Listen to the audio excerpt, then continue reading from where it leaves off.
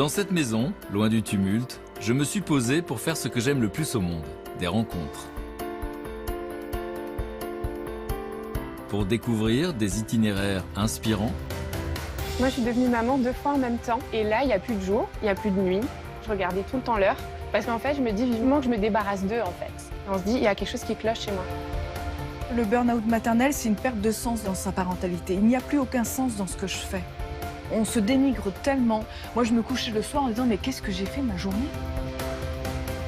Nos invités sont la preuve qu'un espoir est toujours permis. Chacun à leur manière, ils ont surmonté les obstacles de la vie.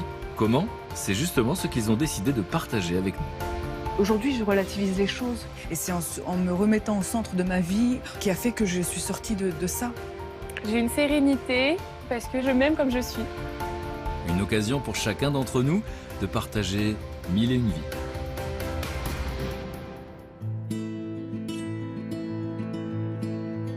Mais à cet instant précis, j'ignore encore tout des émotions que je vais vivre ce jour-là. Bonjour, merci d'être là. On sait tous que l'arrivée d'un bébé est synonyme de nuit courte, de stress et parfois d'un épuisement difficile à avouer. Alors, quand cet épuisement se prolonge, que la lassitude s'installe jusqu'à parfois sombrer dans la dépression chronique, beaucoup de questions se posent. Un burn-out maternel, c'est quoi exactement? Quelle différence avec le baby blues, qui est assez courant? Quels sont les signes qui annoncent cette dépression? Qui peut être touché? Et surtout, comment aller mieux? Alors, on va essayer d'en savoir plus avec les témoignages de 2 jeunes femmes qui ont décidé de briser le tabou sur le burn-out maternel et le regard d'une spécialiste. 3 rencontres que j'avais très envie de partager avec vous.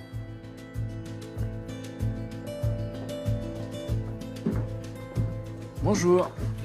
Bonjour Valérie. Bonjour, bienvenue, je vous laisse Frédéric. mettre Oui, vos affaires. Bonjour. Bonjour Frédéric. Hélène. Vous êtes Hélène. Bonjour, Vous êtes Laetitia. c'est ça. Ravi. Je vous laisse vous installer, enlever vos affaires. Attends, je vais Je juste... suis ravi de vous rencontrer parce que vous allez parler d'un sujet très concernant et encore tabou. Oui. Encore aujourd'hui. Oui. Il a du mal à sortir du placard, celui-là. Allez, venez dans le salon.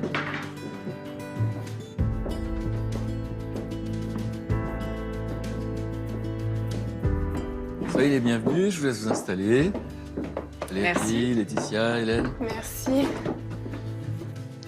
Alors, je vous laisse vous servir. Bien, merci beaucoup. Je suis ravi que vous soyez là pour parler de ce sujet, donc le burn-out maternel, parce qu'on commence à peine à parler du burn-out dans le monde du travail, dans le monde des entreprises.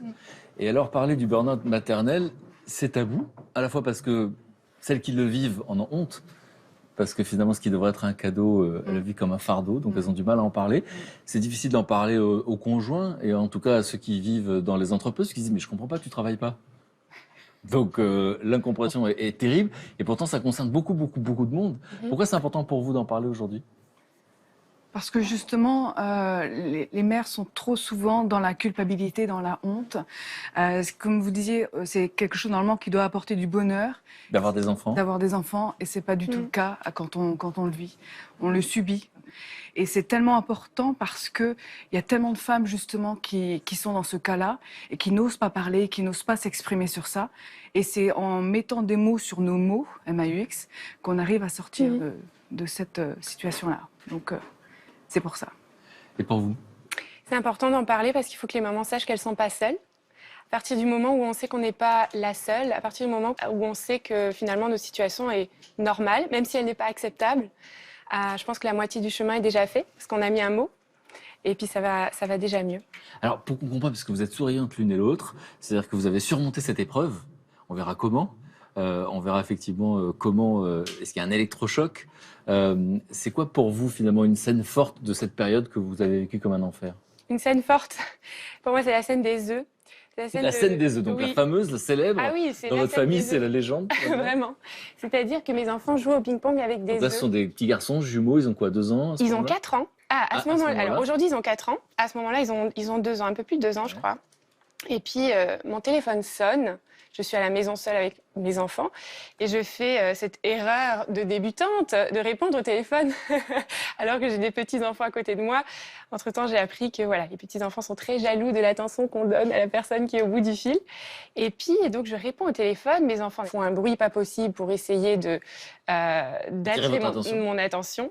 se mettent à hurler et donc je prends la décision de partir m'enfermer dans une pièce pour terminer mon coup de fil. Je sais pas, j'ai dû en avoir pour 3-4 minutes et je reviens. Et là, silence suspect, petit bruit sourd en provenance de la cuisine. Et donc, effectivement, ils avaient sorti 2 boîtes de 12 œufs. Et puis, ils étaient en train de jouer au ping-pong avec. Donc, il y en avait partout, hein, sur la table, sous la table, sur le frigo, dans le frigo, sur les portes des armoires. Alors, ça pourrait être rigolo. Et pourtant, à ce moment-là, c'est pas rigolo. Parce que... À ce moment-là, c'est pas drôle du tout. Aujourd'hui, j'en ris. J'ai quand même le bon réflexe de sortir mon téléphone pour prendre une photo. C'est incroyable, c'est que vous avez meurtri Voilà, la scène. ça peut toujours servir pour plus tard, n'est-ce pas? Vous avez cet instinct, en fait, en disant... Parce que, pourquoi c'est un moment fort pour vous? Ça va être un déclic. Pourquoi ça va être un déclic? Parce que à ce moment-là, je me suis mise à hurler. À hurler des choses que j'oserais pas répéter ici. C'était vraiment pas gentil du tout envers mes enfants. Et un de mes fils, Roman, m'a regardé comme ça avec un visage complètement fermé en se bouchant les oreilles. Et ça m'a fait un choc parce que je me suis dit, je veux pas être cette mère-là. Je veux pas être cette maman-là qui crie. Je veux pas être cette maman dont finalement se défendent mes enfants. Parce que c'est justement moi qui suis censée être là pour les protéger, pour les aimer. Et là, je suis entrée dans la phase, donc première phase scolaire, phase 2, culpabilité. Et puis finalement, je suis effondrée en larmes. Je suis retournée dans ma petite pièce pour pleurer toute seule. Et à partir de ce moment-là, je me suis dit, cette vie-là, j'en ai toujours rêvé. Maintenant que je l'ai, j'arrive pas à en profiter. D'être maman. Donc, ouais. Donc finalement, j'ai 2 options. Soit j'attends que ça passe le plus vite possible. Mais bon, il paraît que grands enfants égale grands soucis, donc ce sera peut-être pas mieux.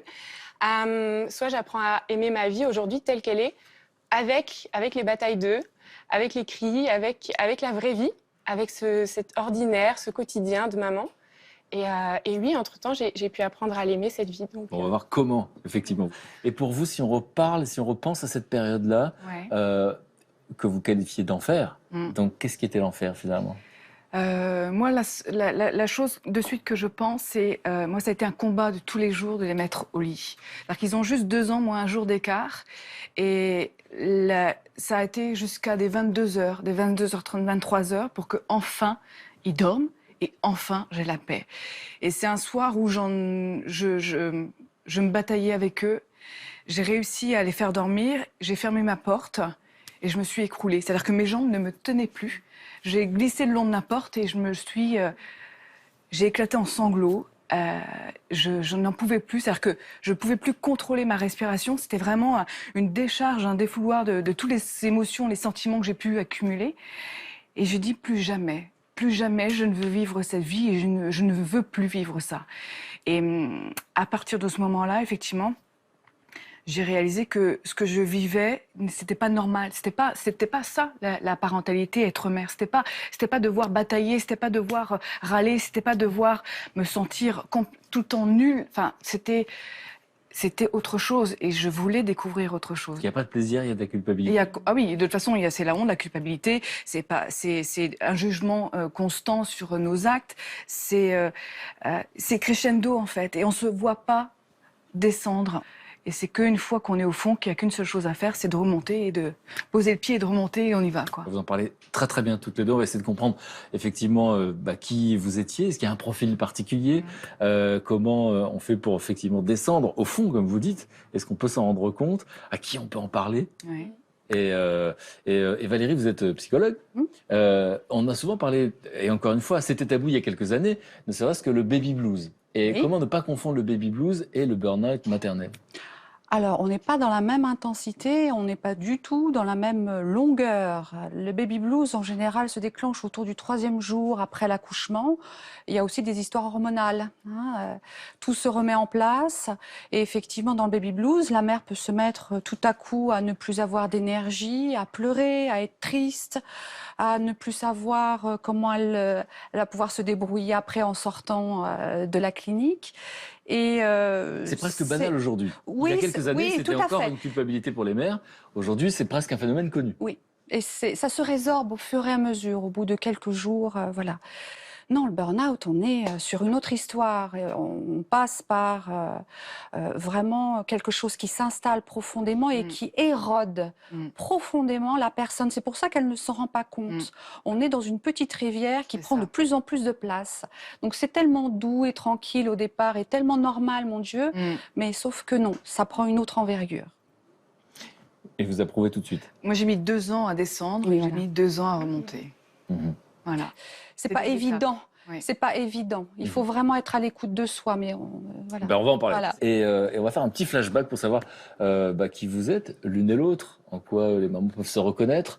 Bon, votre enfance, Laetitia, ressemble à quoi? Quel genre de famille? Quelle place vous avez dans la famille? Moi, je suis l'aînée de 4 enfants. Et donc, une enfance avec un papa militaire. Donc, voilà. Ça dit quoi, ça? Ah, si vous me lancez sur le sujet. Un papa qui n'est pas souvent là. Voilà. Donc, une mère qui prend toutes les responsabilités, qui gère sur tous les fronts, qui est très souvent seule. Et ce qui m'amène à moi à prendre très rapidement le rôle de seconde mère. Surtout que j'ai eu un frère, le dernier frère, justement, qui a eu de l'eczéma, mais qui a eu un eczéma qui a été autant à l'intérieur qu'à l'extérieur. C'est émotionnel. C'est-à-dire que voilà, il était couvert, il était allergique à 24 aliments. Et c'est le jour où il est arrivé dans notre famille où là, ma mère parce que c'était très dur pour elle, m'a donné les clés. Voilà, tu seras la seconde mère. Donc j'ai pris ce rôle. Vous avez quel âge pendant 10 J'ai 12 ans. À 12 ans. À 12 ans, je suis. Et vous prenez soin de lui. Ouais, tout à fait. Je secondais ma mère. Et pourquoi c'est important, ça, pour la suite de l'histoire? Parce que déjà, j'ai endossé le rôle de mère. Voilà, tout est très cadré. Voilà, je dis pas que j'étais malheureuse. Il y a de la place pour l'émotion? Non, non. Il n'y a pas de place pour son jeu. Il n'y a pas de je t'aime. Enfin, il n'y a pas le mot verbalisé je t'aime. Parce que ma mère est pudique, tout simplement. Puis elle n'a jamais appris à le faire non plus. Et puis, c'est, comment dirais-je, on ne se pose pas de questions sur nous-mêmes. On obéit, vous voyez. C'est vraiment ça, c'est qu'on obéit, on y va, et puis on ne se pose pas de questions. Il y a plus de devoirs que... Ah ben les il faut et les je dois sont légion. C'est-à-dire que c'est ça qui guide la vie, de toute façon. Donc, on va voir le regard de Valérie dans un instant, mais pour voir s'il y a des points communs. Vous, Hélène, vous grandissez dans quel genre de famille? Une famille nombreuse aussi, hein, on est 5 enfants. Moi, je suis la seconde. J'ai un frère aîné qui a 18 mois de plus que moi. Donc, on était déjà très rapprochés. Une enfance à la campagne. Mon papa est artisan menuisier. Et puis ma maman, femme d'artisan, c'est-à-dire en tout cas c'est le cliché que j'en ai aujourd'hui, mais qui se sacrifie pour faire la compta, les papiers, tout ce que personne n'a envie de faire. Donc c'est l'assistante non payée de l'artisan. Voilà, d'un côté ça l'arrange bien de pouvoir faire ce boulot-là parce que ça lui permet d'être à la maison, de s'occuper de ses 5 enfants, mais d'un autre côté c'est absolument pas ce pourquoi elle a été formée. Elle est infirmière de formation. Et puis, c'est quelqu'un qui, d'ailleurs, aujourd'hui a repris le travail dans le domaine des soins à la personne et puis qui est excellente dans ce qu'elle fait. Faite pour ça. Et qui est vraiment faite pour ça. Et puis, voilà, en tout cas, j'ai eu ce modèle d'une maman très présente, toujours là, oui, qui se sacrifie. Et je pense qu'assez tôt, je n'ai pas voulu reproduire ce modèle-là. Je sentais bien qu'elle s'épanouissait pas dans ce qu'elle faisait. Et j'ai pas grandi dans une famille où on a beaucoup communiquer, ou en tout cas on n'a pas appris à exprimer nos émotions. Quand ça va pas. Donc quand ça va pas, on prend sur soi. Oui. Ça vous parle aussi? Oui. Pas de place en fait à la plainte. C'est ça, pas de place à la plainte. À la faille. Voilà, c'est ça. À la vulnérabilité. Tout à fait. Et puis la notion de sacrifice est très forte aussi.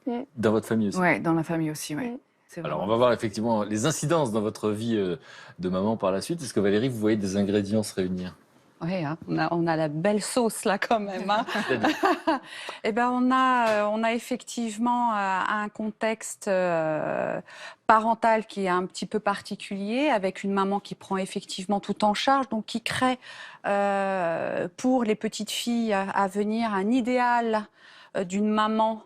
Puisque de toute façon, en plus, il n'y a pas d'expression d'émotion, d'expression de ce qu'elle vit en tant que mère humaine avec ses failles et ses limites. Donc, comme il n'y a pas cette expression-là, l'enfant n'est pas confronté à ce qui peut être compliqué à vivre aussi et qui n'est pas dramatique. Voilà. Et en plus, il y a un mari ou un père, généralement, qui n'est pas forcément très, très présent.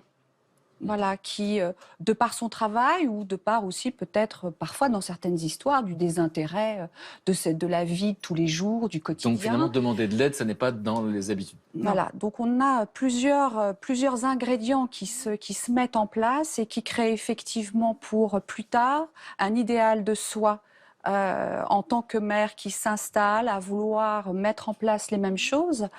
Mais voilà quoi, sauf qu'aujourd'hui, les femmes d'aujourd'hui doivent assumer encore d'autres choses que d'être au foyer. Donc c'est là où ça... Voilà, c'est là où ça... Il n'y a même pas de mots. Ça s'effondre. C'est une interjection. C'est un idéal aussi, il me semble, en tout cas, je pense dans mon cas, qui se transmet justement de génération en génération. C'est-à-dire ? Puisque ma mère ressentait elle-même aussi une pression par rapport au modèle qu'elle avait eu. C'est-à-dire qu'on a différentes couches de pression. On a une couche qui est familiale, après on a une couche qui est personnelle, issue du familial, avec l'exigence qu'on a envers soi. Et puis on a en plus la couche sociale. Donc ça fait quand même pas mal de pression, malgré tout. Et la femme, à un moment donné, ne peut pas résister. Voilà. Alors, humaine qu'elle est. Ça, c'est avec le recul. Enfin, oui. Le regard d'aujourd'hui. Là, vous êtes capable d'analyser ce qui s'est passé à ce moment-là. Évidemment, tout ça est inconscient. Et justement, vous êtes devenues maman toutes les deux à peu près au même âge. Hein. 25. 26 ans. Voilà. Et donc, c'est presque naturel pour l'une et pour l'autre d'être maman. Vous avez envie d'être maman, j'ai envie de dire, pourquoi ? Alors ça, c'est une excellente question. Pourquoi ? Parce que j'y vois encore aujourd'hui, mais très différemment, une forme d'épanouissement. Puis je me disais que je ne sais même pas si la question se posait que j'allais être maman ou pas. Enfin oui, j'allais être maman, ça c'était sûr et certain. Pourquoi à 26 ans ? Parce que je voulais que ce soit ni trop tôt ni trop tard, parce que je voulais être une maman jeune. C'est un choix qu'on a fait aussi ensemble avec mon mari. C'était un projet important en tout cas. C'était vraiment un projet important. Et dans votre cas, pourquoi ? Oui, pareil. Je me suis même pas posé la question de savoir si un jour je serais mère ou pas. C'était complètement naturellement. Et avec mon mari, effectivement, c'était aussi un projet. On voulait être parents assez jeunes pour pouvoir après profiter un jour. Vous dites comme un cliché. Il y a des guillemets, c'est ça ? C'est ça, exactement. Est-ce qu'on peut parler de l'arrivée de votre premier enfant ? Oui. Comment ça se passe ? Très bien, c'est-à-dire qu'un accouchement par césarienne, donc j'ai pas eu trop d'efforts à fournir. Et puis ça c'est déjà j'étais quand même dans l'anxiété de savoir qu'est-ce que j'allais pouvoir lui donner. Beaucoup de questions, de remise en cause, de doutes, le regard des autres. C'est-à-dire ? Je sais pas. Ce que vous faisiez comme maman en fait. Oui, c'est que votre enfant devait se comporter comment ? Qu'est-ce que vous attendiez de lui ? Qu'il soit sage, qu'il obéisse. Parce que nous, chez nous... Pourquoi vous le dites en rigolant ? Parce qu'aujourd'hui, avec le recul, ça vous fait Mais marrer. oui, ça me fait rire, parce que c'est pas ça, éduquer un enfant. On n'attend pas qu'il soit sage et qu'il obéisse. Alors qu'en fait, nous, on est 4 enfants à la maison, et j'ai toujours entendu dire ma mère qu'on était sage et qu'on obéissait. Et donc, c'était son Graal, c'était comme ça, c'était par rapport aux autres. Et donc pour moi, c'était naturel qu'il y ait la même chose, c'est que mes enfants soient sages et obéissent. Or, c'est pas ça, avoir des enfants, c'est pas simplement qu'ils rentrent dans un moule et qu'ils ressemblent à ce qu'on a commandé. C'est ça, c'est ça. Et justement, mon premier, lui, il a dit non, je ne rentre pas dans ton moule. Je ne serai pas comme tu veux. C'est-à-dire ? C'est-à-dire que lui, il montait partout, il désobéissait, il montrait qu'il était là et qu'il était vivant, quoi. Voilà. Et c'est ça. Ce sont les mots d'aujourd'hui. Oui, c'est les mots. Et à ce moment-là, vous les vivez comment ?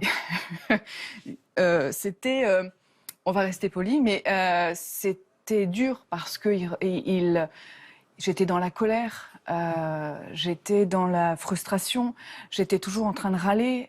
C'était essayer de canaliser un enfant, de le faire rester assis dans la salle d'attente quand lui il a envie de jouer. Pour vous, c'était un échec s'il se levait, quoi. Ah ben oui, c'est-à-dire que s'il sortait du cadre, c'était pas bon.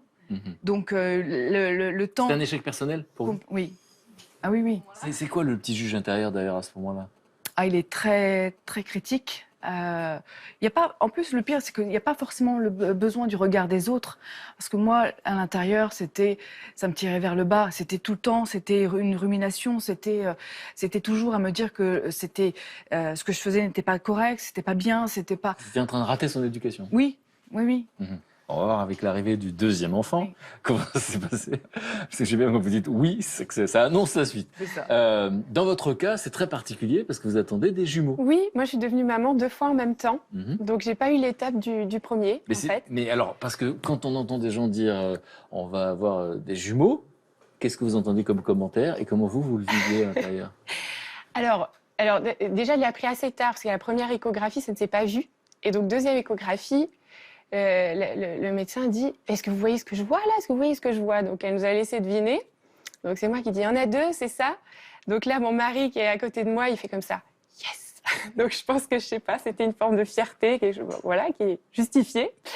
Et puis, moi, je pense tout de suite à ma grand-mère, donc la maman de mon papa, qui a eu 2 fois des jumeaux, et dans la même année. Donc, elle a eu 4 bébés en un an. Elle est dans le livre de record, non?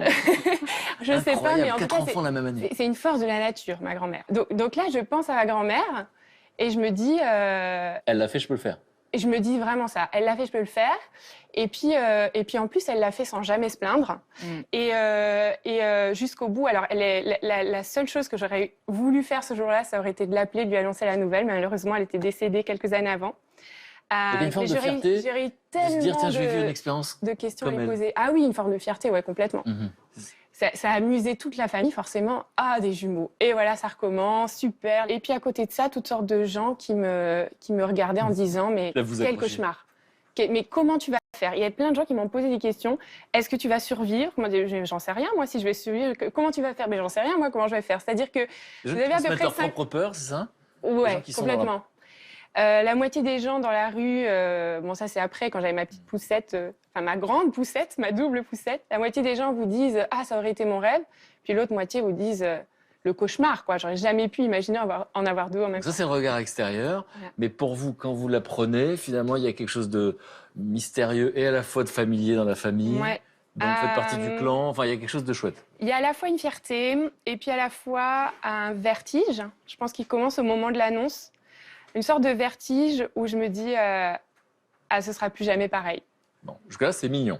Jusque-là, c'est mignon. Alors, ils viennent au monde, et là, qu'est-ce qui se passe? Ils viennent au monde, et là, il n'y a plus de jour, il n'y a plus de nuit. Il n'y a que des cycles de 3 heures à peu près. C'est plus des cycles de 24 heures, c'est des cycles de 3 heures. C'est des cycles de 3 heures. C'est-à-dire pendant 1 heure, je suis avec un de mes garçons. Alors évidemment, j'ai allaité mes jumeaux, puisque cela se devait. Donc je m'occupe pendant 1 heure d'un de mes garçons. Je le recouche, je m'occupe pendant 1 heure de l'autre. Là, j'ai à peu près 1 heure pour essayer de dormir, lancer une machine, cuisiner, n'en parlons pas. Et puis là, il y a le premier qui se réveille, puis ça recommence.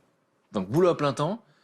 Boulot à plein temps et 24 heures sur 24, et c'est la sensation que vous avez. Et surtout, au début, votre mari est avec vous. Alors oui, j'ai une chance extraordinaire d'avoir un mari fabuleux, et je tiens à le dire. Comme quoi, on peut devenir une mère épuisée même en étant très soutenue. Donc, en fait, on est tous les deux indépendants. On avait créé notre entreprise.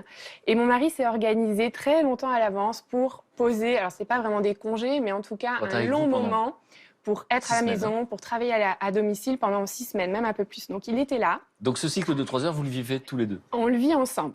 On a très rapidement commencé à donner des biberons, même si je continuais d'allaiter pour que lui puisse prendre le relais. Voilà, donc au départ, ça se passe bien. Je pense que c'est plutôt une forme d'aventure. C'est l'aventure. On était 2, on est 4. Tout est positif dans ce qu'on raconte. Ouais, vraiment. Alors, à quel moment ça se dégrade? Quand lui reprend le travail? Quand lui reprend le travail, déjà, je stresse à l'idée de sa reprise du travail. Je me dis, quand il sera plus là, je ne sais pas comment je survivrai. Et quand est-ce que ça bascule? Sincèrement, je ne saurais pas répondre à la question. Et vous le disiez tout à l'heure, en fait, on ne peut pas dire... L'expérience du stress, quand il y a un accident, quand on apprend qu'on a une maladie grave, on la vit d'un coup. Et là, on peut avoir des symptômes, on va dire, post-traumatiques. Là, c'est des traumatismes qui sont réguliers, qui sont répétés, qui sont mineurs, qui sont moyens, Donc, finalement, on voit pas venir et quelque part, on s'autorise pas non plus à se sentir en souffrance parce que c'est des petites choses. C'est-à-dire que c'est les gamins qui font déborder la baignoire, j'ai mis 3 heures à les préparer, à les installer dans la voiture et puis là, d'un coup, il y a une couche à changer, mais moi, j'ai plus qu'1 quart d'heure pour faire mes courses. C'est que des petits stress comme ça, l'un après l'autre, des petites choses. En soi, c'est rien. Et puis, ça s'installe. Moi, je m'en suis rendu compte au bout de 2 ans. Au bout de 2 ans, je me suis rendu compte que j'étais épuisée. Et encore, je m'en suis rendu compte en lisant le témoignage d'une autre mère épuisée. Donc je n'avais pas vu que j'étais arrivée au fond du trou. Et donc, effectivement, vous dites ça s'est fait très, très, très, très lentement. C'est le principe du burn-out, on va le raconter. Mais du coup, les choses qui vous épuisent, c'est des toutes petites choses. C'est des toutes petites choses. Ouais. C'est des frustrations. C'est une déception aussi. Exemple d'une journée, justement, pour qu'on comprenne de ces 2 ans. Exemple d'une journée. Donc, lever à 2 ans, je pense finalement, un des déclencheurs, c'est le fait qu'ils commencent à sortir eux-mêmes du lit. Alors, les miens aussi, c'est des grimpeurs. Ils se débrouillent très bien en termes de motricité.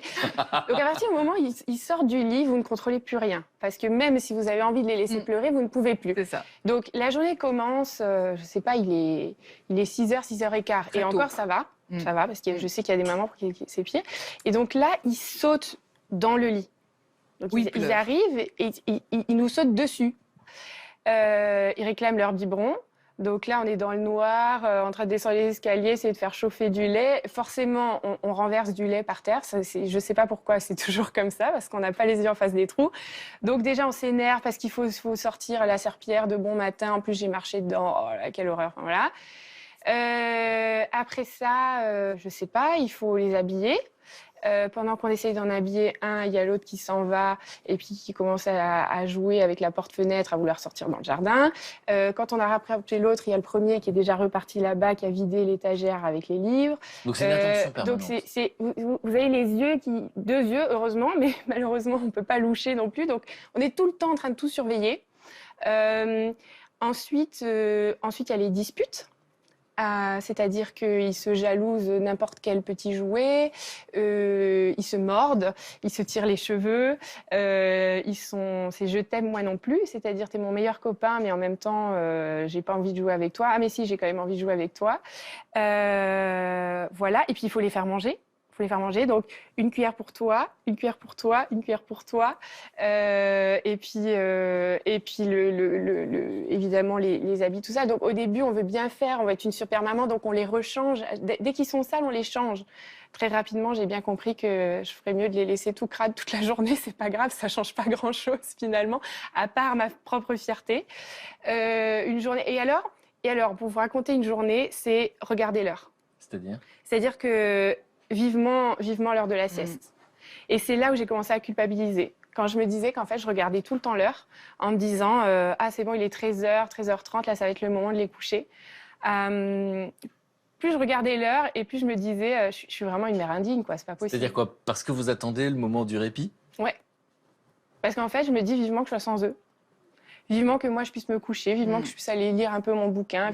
Vivement que je me débarrasse d'eux, en fait. Parce qu'au fond, quand vous êtes avec eux, vous attendez que ça passe? Ouais. Une fois tous les 15 jours, ma maman venait quelques heures dans l'après-midi et je me souviens que je comptais les jours. Je me disais, jeudi prochain, elle vient. Donc il reste encore 4 jours et puis là, j'aurai mon après-midi pour moi toute seule. Et plus je pensais ça, puis je me disais, mais tu ne peux pas, tu n'as pas le droit, tu n'es pas autorisée. C'est indigne d'une maman qui est censée aimer ses enfants que d'attendre le moment où elle pourra se débarrasser d'eux, quoi. Et je pense que c'est cette culpabilité qui a démultiplié l'effet d'épuisement. Parce que plus je me sentais coupable, mieux j'essayais de faire. Parce que c'est presque banal au début. C'est-à-dire que c'est presque rigolo. Hein, on peut imaginer ça dans des films, dans des pubs. Il y en a un qui part par là, etc. Donc c'est de l'attention permanente, de l'attention, et l'envie d'un moment de répit et la culpabilité d'attendre le répit. Dans votre cas, du coup, on a parlé de l'arrivée du premier enfant. Il y a eu un deuxième enfant. C'est ça. Donc, quel écart d'âge? Ils ont juste 2 ans, moins 1 jour d'écart. Donc Baptiste est arrivé. Et le jour où je suis rentrée de maternité, mon premier s'est levé 22 fois. Et en fait, ça a duré comme ça des mois, dans la nuit. Et ça a été, moi, symptomatiquement, c'était le coucher qui représentait en fait l'angoisse. Toute la journée, vous y pensiez? Oui, mais oui, parce que je savais que ça a été une guerre. Quand Baptiste a grandi, lui aussi se mettait à ne pas vouloir dormir. De toute façon, c'est soit le sommeil ou la nourriture. Donc, c'est 2 moyens d'action. C'est ça. Donc moi, c'était le sommeil. Mais en fait, c'est ça, c'est que quand c'est des petites choses qui sont lancinantes, qui nous usent en fait, qui ensuite entraînent une distanciation en fait avec nos enfants. Parce qu'il n'y a pas de plaisir? Il n'y a aucun plaisir. On fait les choses parce qu'on doit le faire. Le burn-out maternel, c'est une perte de sens dans sa parentalité. Il n'y a plus aucun sens dans ce que je fais.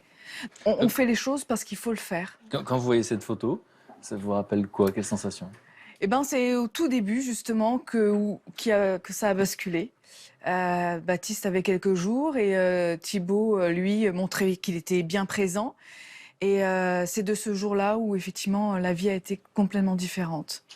Où je me suis, comment dirais-je, je me suis enfoncée tous les jours un peu plus. Dans la fatigue? C'est d'abord la fatigue physique. Non-plaisir. C'est-à-dire qu'effectivement, le fait de ne pas pouvoir... Moi, j'ai besoin de dormir, c'est comme ça. Parce que ce qui est aussi important dans le contexte, c'est que j'ai un mari qui n'est pas là, ou qui est très peu là. Donc, à ce moment-là, professionnellement, il est comment dirais-je, en déplacement et il ne choisit pas ces moments où il se déplace. Et à ce moment-là, quand mon deuxième est arrivé, mon mari est parti 9 mois en cours. Il était donc en semaine pas là et il revenait que le week-end. Et pour lui, pour moi en tout cas, ça n'a pas été un appui, un soutien, parce que lui-même était incapable de se rendre compte de ce qui se passait. J'avais beau lui dire que c'était difficile, par pudeur, je disais que c'était simplement difficile. C'était aussi une façon pour lui de se protéger, parce qu'il était incapable de m'apporter ce soutien-là. C'est-à-dire que vous avez du mal à l'exprimer. C'est ça. Parce que quoi? Parce que c'est par pudeur, ça se dit pas. Être mère, c'est depuis la nuit des temps, donc en quoi? Mais chez moi, on ne se plaint pas. Chez moi, on se plaint donc on pas. dit c'est difficile. C'est difficile. Et sa réaction que vous attendez, c'est quoi? Et qu'est-ce qu'il... Moi, j'aurais voulu qu'il me prenne les enfants, que moi, je puisse simplement aller m'évader quelques heures. Et ça, il ne peut pas. Ça, il ne sait pas le faire. Et je ne sais pas si je lui aurais laissé aussi la place pour le faire. C'est ça aussi. C'est-à-dire? C'est-à-dire que, mère courage, quoi. On va et que vaille, on y va, et puis on verra bien jusqu'au jour où ça lâche. Donc lui, il était là. J'aurais voulu qu'il me dise, va dormir, va prendre quelques heures pour toi. Mais vous l'avez pas exprimé, en tout cas, pour qu'il vous donne cette réponse-là. C'est ça. Et donc, du coup, vous vous sentez incomprise? Seule, très seule. À se dire qu'on n'est pas capable d'être simplement une mère. Seule parce qu'on n'ose pas demander de l'aide. Parce que quand on demande de l'aide, quand on exprime nos difficultés de mère, on assoit « oh, c'est normal ». C'est-à-dire que les gens autour de nous minimisent ce qu'on peut exprimer en disant non, de toute façon, le rôle de mère, c'est ça. C'est comme ça que ça se passe. Ou alors, ou alors, effectivement, des conseils. Il faut que tu fasses ça. Et en quoi les conseils ne sont pas la bonne réponse? Parce que ça ne nous appartient pas. C'est-à-dire que juste une oreille bienveillante, juste écouter ce que... Ils sont dans l'écoute pour formuler une réponse. Ils ne sont pas dans entendre les mots. C'est ça. Et on sait ce qu'on doit faire. On veut juste pouvoir déposer nos mots et pouvoir décharger, en fait. D'accord. Et ça ne se fait pas. Ça vous auriez bien. Tu disais tout à l'heure, les gens disent « il faut, tu devrais ouais. ». Et j'ai découvert, j'ai mis du temps à découvrir, mais qu'il y a 2 autres mots qui sont beaucoup plus puissants que ça. Ouais. Et c'est « moi aussi ouais. ». Et là, on est dans l'empathie. Tu sais quoi? Moi aussi, j'ai du mal avec mes enfants. Moi aussi, j'ai du mal. C'est ça qu'on a envie d'entendre. C'est ça qu'on a envie d'entendre. Et on ne l'entend pas parce qu'il n'y en a pas une qui a le courage d'être la première à dire pour moi, c'est dur.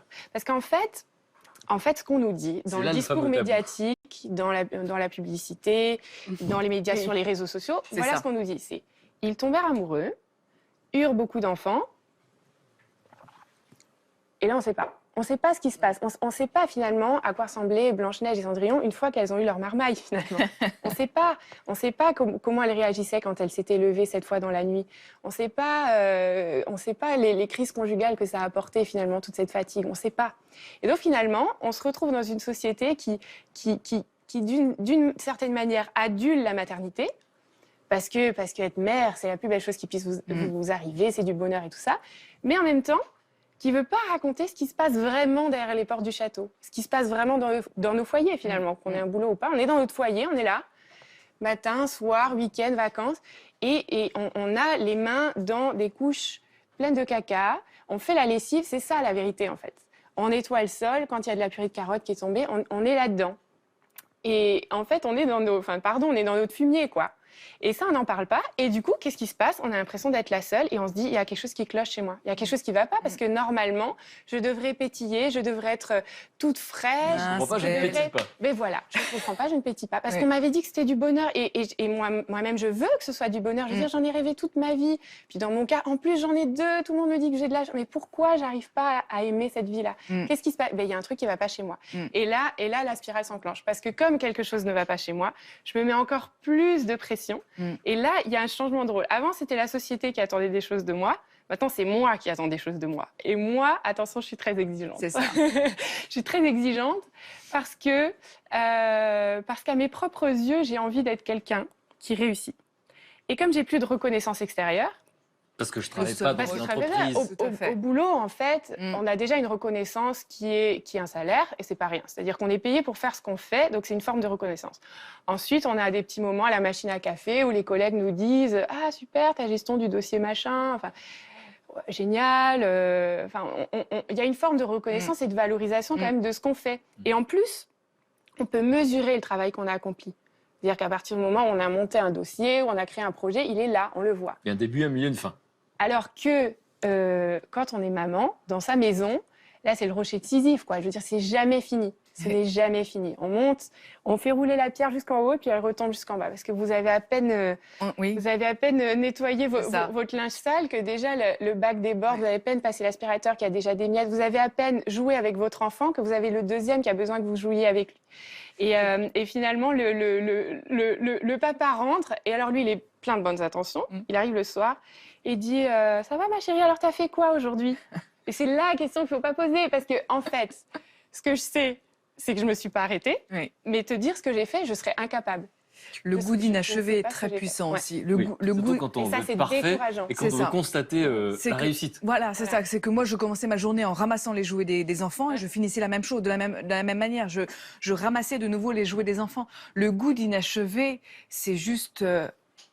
terrible quand on veut que ce soit parfait. Exactement. Il n'y a pas de sentiment du travail accompli. Il n'y a pas la gratification. Il n'y a pas de reconnaissance. Il n'y a pas de reconnaissance. Nos enfants ne vont pas dire c'est bien ce que tu as fait. C'est clair. C'est ça. C'est qu'il n'y a pas de reconnaissance dans ce qu'on fait. On va se tuer à la tâche. On va faire les choses comme on aimerait qu'elles soient. Pour autant, personne, à part nous-mêmes, et comme on n'est pas du tout dans cette bienveillance-là, personne va nous dire que ce qu'on a fait, c'est utile, que ça aide pour le quotidien. Voilà, il n'y a pas de ce genre de choses. Donc, effectivement, on quitte un emploi pour n'être plus. On est aussi, c'est on ne devient plus que mère. On n'a plus ces facettes de femme, de collègues, d'amis. Enfin, c'est vraiment... Quand on vous dit qu'est-ce que tu fais dans la vie, on répond rien. Alors ça n'arrête jamais. C'est ça. En fait, la réponse, c'est rien. Je fais rien, je fais que m'occuper de mes enfants. C'est ça. Oui, c'est ça. Tu ne travailles pas. Il n'y a pas de valorisation dans le simple rôle de mère n'est pas du tout valorisé aujourd'hui. C'est vraiment... c'est un statut très... Puis surtout quand on n'est plus que ça, quoi. On n'est plus que ça. Et quand on faillit dans notre rôle, l'image qu'on a de nous-mêmes est juste catastrophique. On commence à se dévaloriser, mais au fur et à mesure, c'est qu'on n'est plus... À un moment donné, je me suis dit que j'étais transparente, que je n'avais plus aucun rôle social, j'étais là simplement pour faire en sorte que mes enfants aient à manger, qu'ils dorment, voilà. On se dénigre tellement, on est tellement dans t'as rien réussi, quoi. Moi, je me couchais le soir en disant, mais qu'est-ce que j'ai fait de ma journée? En réalité, j'ai pas arrêté un seul instant, mais qu'est-ce que j'ai fait concrètement de ma journée? Est-ce que d'un point A à un point B, j'ai réussi à faire quelque chose?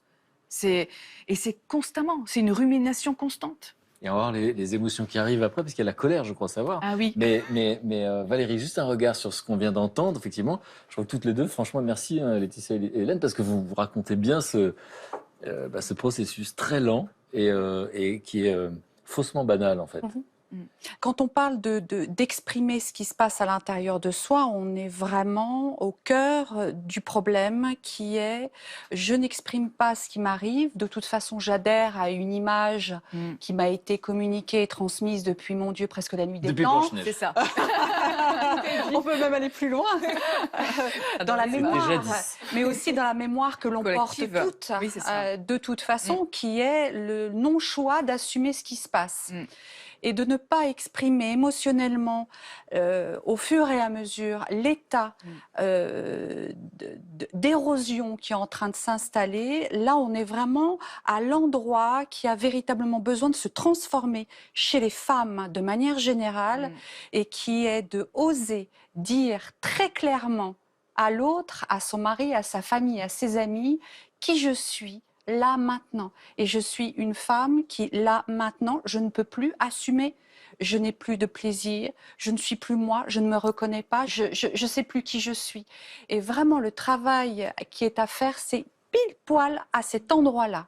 Et là, tout se met à se transformer à partir du moment où on dit, voilà, j'ai juste besoin, toi, mon mari, là, je commence à sentir quelque chose qui est en train de s'installer, qui est absolument pas normal. Alors, on va voir effectivement comment on s'en sort. Parce qu'il y a cette détresse qu'il faut déjà reconnaître, arriver à l'exprimer, la partager, se sentir compris. Et puis, on n'a pas parlé de l'affect, parce qu'on a compris que vous vous sentiez coupable de tout, de toute façon.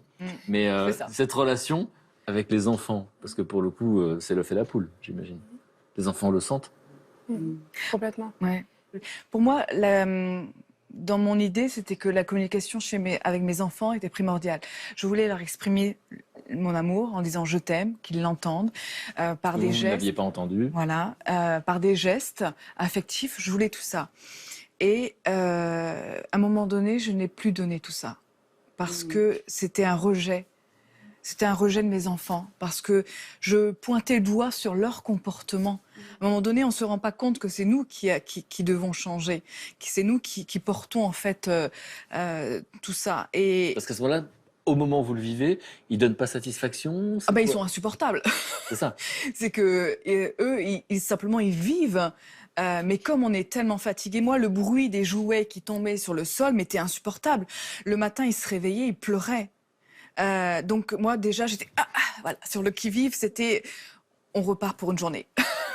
C'en est une. Donc on subit. On subit. Voilà, c'est moi le mot, c'est j'ai subi ma parentalité et on subit tous les jours. La colère, il y a de la colère? Ah oui, la colère envers mes enfants, mais surtout envers moi-même. C'est-à-dire que moi, quand je sentais que c'était vraiment, j'explosais, au lieu de dire ce que je pensais à mes enfants, j'allais ouvrir le placard des gâteaux.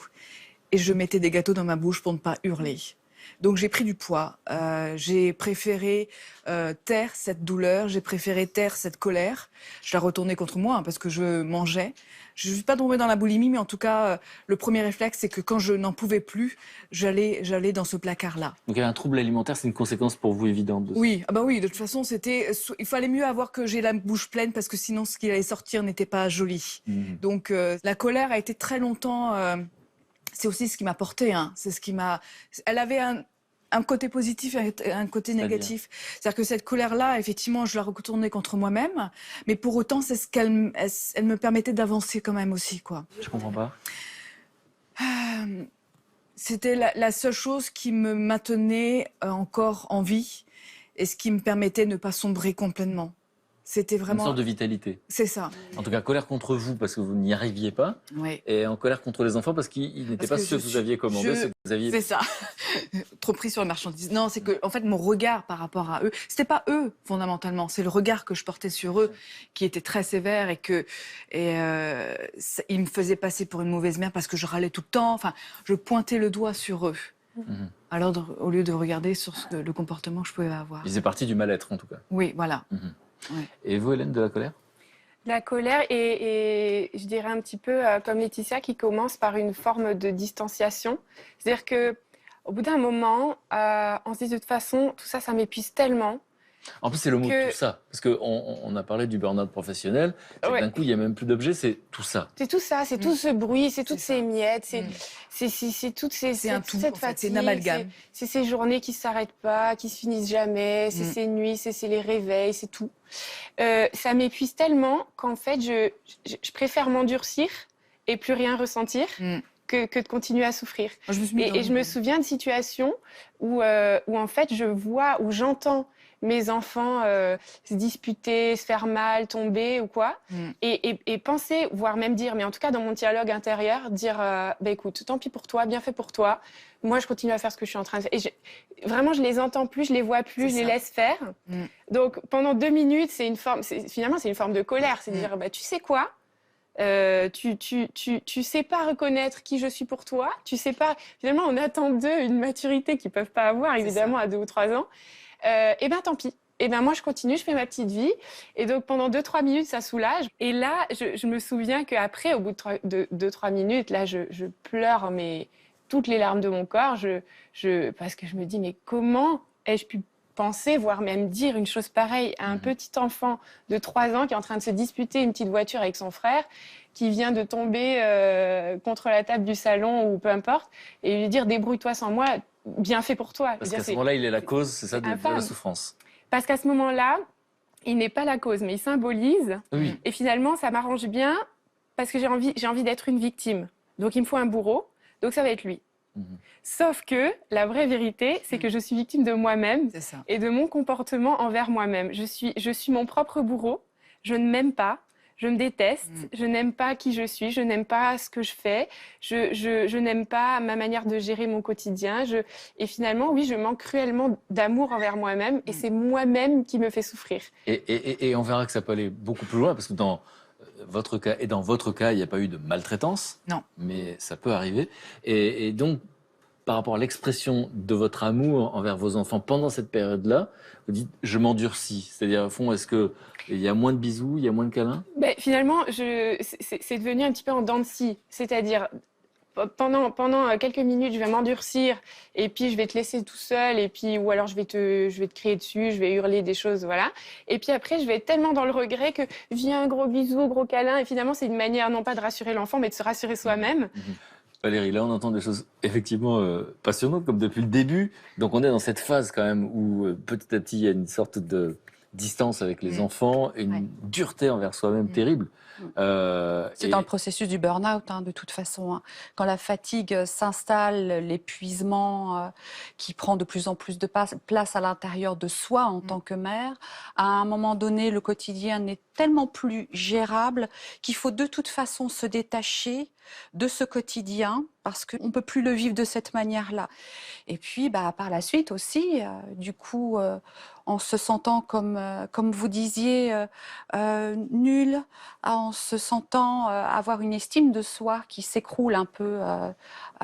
C'est tout un accomplissement de soi qui n'arrive pas du tout à se mettre à l'œuvre, en tout cas qui perd de son sens. Donc tout cela, en cascade, tous les jours. Vous imaginez tout le travail intérieur. Saboteur. Oui, absolument. Qui sabote et l'image et la relation. Et jamais de répit. Oui, absolument. Oui, c'est véritablement... Un burn-out professionnel, les gens ont un arrêt de travail. Un burn-out maternel, ça n'existe pas. Bien sûr. On ne peut pas s'éloigner de la source du stress. Voilà, donc on est dedans et on y reste, quoi. On l'a pas et j'ajouterais même parfois on n'en veut pas. C'est-à-dire que finalement on sait très bien qu'on aurait besoin d'aide, qu'on aurait besoin de déléguer pas mal de choses, de faire venir une babysitter, peu importe. Mais on est tellement dans cette recherche de la perfection qui nous épuise qu'en fait on veut pas. C'est-à-dire qu'il y a beaucoup de maris d'ailleurs qui aimeraient, ou de pères qui aimeraient beaucoup aider, mais qui ne peuvent pas. Oui, non, mais parce que tu l'as pas habillé correctement, mais de toute façon tu sais pas remplir le lave-vaisselle comme il faut, etc. C'est-à-dire qu'on crée une situation. On est beaucoup plus dans la recherche d'un résultat. Que dans la recherche d'un bien-être intérieur. Du coup, on se trompe de cible, on se trompe d'objectif. Et puis on ne sait plus se faire aider. C'est-à-dire qu'on réclame que le monde entier voit notre souffrance et nous aide, mais on ne veut pas les laisser nous aider. Parce que si on les laisse nous aider, c'est un aveu de faiblesse. Et on ne veut pas avouer notre faiblesse. Et vous parliez tout à l'heure oser dire que ça ne va pas, oser être soi-même.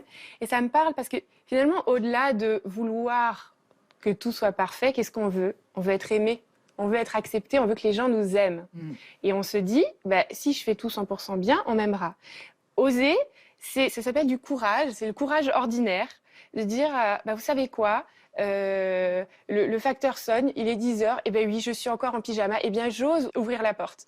J'ose me montrer telle que je suis vraiment, parce que oui, je me suis levée 6 fois cette nuit, j'ai pas encore eu le temps de prendre une douche, et oui, j'ai une tête de déterré, ben j'ouvre quand même la porte. Oser dire à une copine, Oui, je me sens seule, en ce moment ça va pas, mais oser dire, viens boire un café à la maison à une copine, pourquoi on se sent seul? Parce qu'en fait, on ne veut pas ouvrir notre maison qui est sens dessus-dessous. On ne veut pas que nos copines voient à quoi ça ressemble vraiment à l'intérieur. Du coup, on ne prend pas de café avec nos amis et du coup, on se sent seul. Alors que chez elle, c'est pareil. C'est le Bronx dans la maison. J'aime bien parce que ça me redirait même que vous la montrez du doigt. Chez elle, c'est pareil. Non, mais s'il y en a une qui ose, s'il y en a une seule première qui ose, finalement, ça libère tout le monde. Et moi, j'ai remarqué que finalement, les gens parfaits, bon, déjà, ça n'existe pas. Donc, c'est une découverte pour vous. La mère parfaite est une mytho, comme on dit très bien. Mais déjà, ça n'existe pas. Et en plus, mais franchement, c'est lisse, quoi. C'est pas intéressant. Et depuis que j'apprends à exposer mes défauts, À être imparfaite. être imparfaite. Parfaitement imparfaite. Mais en fait, je les aime trop, mes défauts, quoi. Bon, là, c'est facile à dire, mais je commence à les aimer. Oui, je suis un peu râleuse.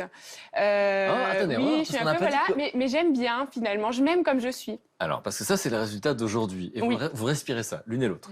Et donc, la question, c'est comment on passe de cette détresse et de cette solitude Oui. à cette manière d'en parler aujourd'hui, ce besoin de transmission. Parce qu'on voit bien que l'une et l'autre, vous avez envie d'aider et de décomplexer tout le monde. Toutes les trois. Hein. Donc, c'est important de comprendre. Voilà, il y a eu le déclic. Alors, rappelez-nous, le déclic, c'est quoi? Moi, c'est le jour où j'ai fermé la porte, comment dirais-je, de la chambre de mes enfants, où je me suis écroulée physiquement, mon corps, il me supportait plus. Donc, qu'est-ce qui s'est passé dans les minutes qui ont suivi, dans les heures, dans les jours qui ont suivi? J'ai pris conscience que ça partait de moi. Et donc, qui dit partir de moi, dit réfléchir sur ce que je voulais réellement. Et ben, j'ai commencé à lire des bouquins sur le développement personnel, quoi. C'est-à-dire que j'ai commencé à comprendre qui j'étais. Mais tout ça sans comprendre ce que j'avais vécu. C'est-à-dire que c'est des années après. Vous ne savez pas encore que vous êtes en bas. Et non, c'est-à-dire que c'est des années après ma 3e, qu'un jour, j'ai lu un article sur le net. Et que quand j'ai lu l'article, je me suis effondrée parce que enfin, on mettait un mot sur ce que j'ai vécu. Pendant des années... Donc le mot, c'était quoi? Burn-out Le maternel. burn-out maternel. Parce que l'air de rien dans la phrase, vous avez quand même parlé d'un 3e enfant. Oui, Ça veut oui. dire On était assez fous pour faire un 3e enfant. Malgré tout ça. C'est-à-dire qu'en fait, il était hors de question que je reste sur cette image-là de moi-même. Et donc, on a été assez fous pour faire un 3e enfant. Et... En quoi ça a été différent du coup? Le jour et la nuit. C'est-à-dire que j'ai en conscience, je transmets en conscience ce que je veux à mes enfants. Je veux pas simplement qu'ils soient polis et qu'ils restent sages. Il y a une phrase qui dit il est plus facile d'élever des enfants que de réparer un adulte. Et c'est ça. C'est que moi, demain, j'ai envie que mes enfants aient confiance en eux. J'ai envie qu'ils puissent oser faire des choses, qu'ils aillent dans la vie avec une confiance, qu'ils aient envers autrui de la bienveillance comme envers eux-mêmes. Tout ça, ça peut se faire au travers des gestes ou des questionnements. Alors aujourd'hui, j'ai un enfant de 14 ans, un adolescent de 14 ans. Je ne lui dis pas ce qu'il doit faire. Je l'amène à penser par lui-même. Et c'est ça, je trouve, le plus beau cadeau qu'on puisse donner à nos enfants, c'est de pouvoir leur donner cette réflexion sur eux-mêmes et sur le monde. En tout cas, c'est le sens qui vous a permis d'accepter le fait qu'il y ait de la transmission, que vous sachiez pourquoi vous aviez des enfants. Moi, c'est ce que je dis, c'est le burn-out maternel, pour moi, a été une perte de sens complet dans ma parentalité. Mais du coup, vous avez, avec la 3e, par exemple, vous avez revécu des situations qui ressemblaient... Complètement. Par exemple l'heure du repas ou l'heure du coucher. Bon, l'heure du coucher. Si l'heure du coucher, aujourd'hui, c'est-à-dire que si elle ne veut pas aller au lit, bon, moi, elle est un peu plus grande, mais aujourd'hui, si elle ne veut pas aller au lit, elle reste 5 minutes avec moi et puis je la raccompagne. C'est-à-dire qu'avant, je me serais entêtée à le remettre au lit. C'est moi qui décide, c'est pas toi. Aujourd'hui, je relativise les choses, je prends de la hauteur. Parce que l'important, c'est pas ça, ce moment-là, c'est ce qu'elle apprend, c'est le partage qu'on a ensemble, c'est le lire Le Petit Prince ensemble. Voilà, c'est tout ça qui fait que ça n'a plus rien à voir. Alors, dans votre cas, Hélène, donc on était vraiment sur cette question de la détresse, la solitude. On peut en parler à personne, on est dur avec soi-même, on crée notre propre enfer. et pour arriver à pétiller? Comment on fait? Alors, j'ai compris que quelque chose devait changer chez moi, pas chez mes enfants, même s'il fallait quand même qu'ils arrêtent de jouer avec des œufs dans la cuisine. Et en fait, pour moi, le début du déclic a été de commencer à mettre mes enfants plusieurs heures par semaine en crèche, en garderie.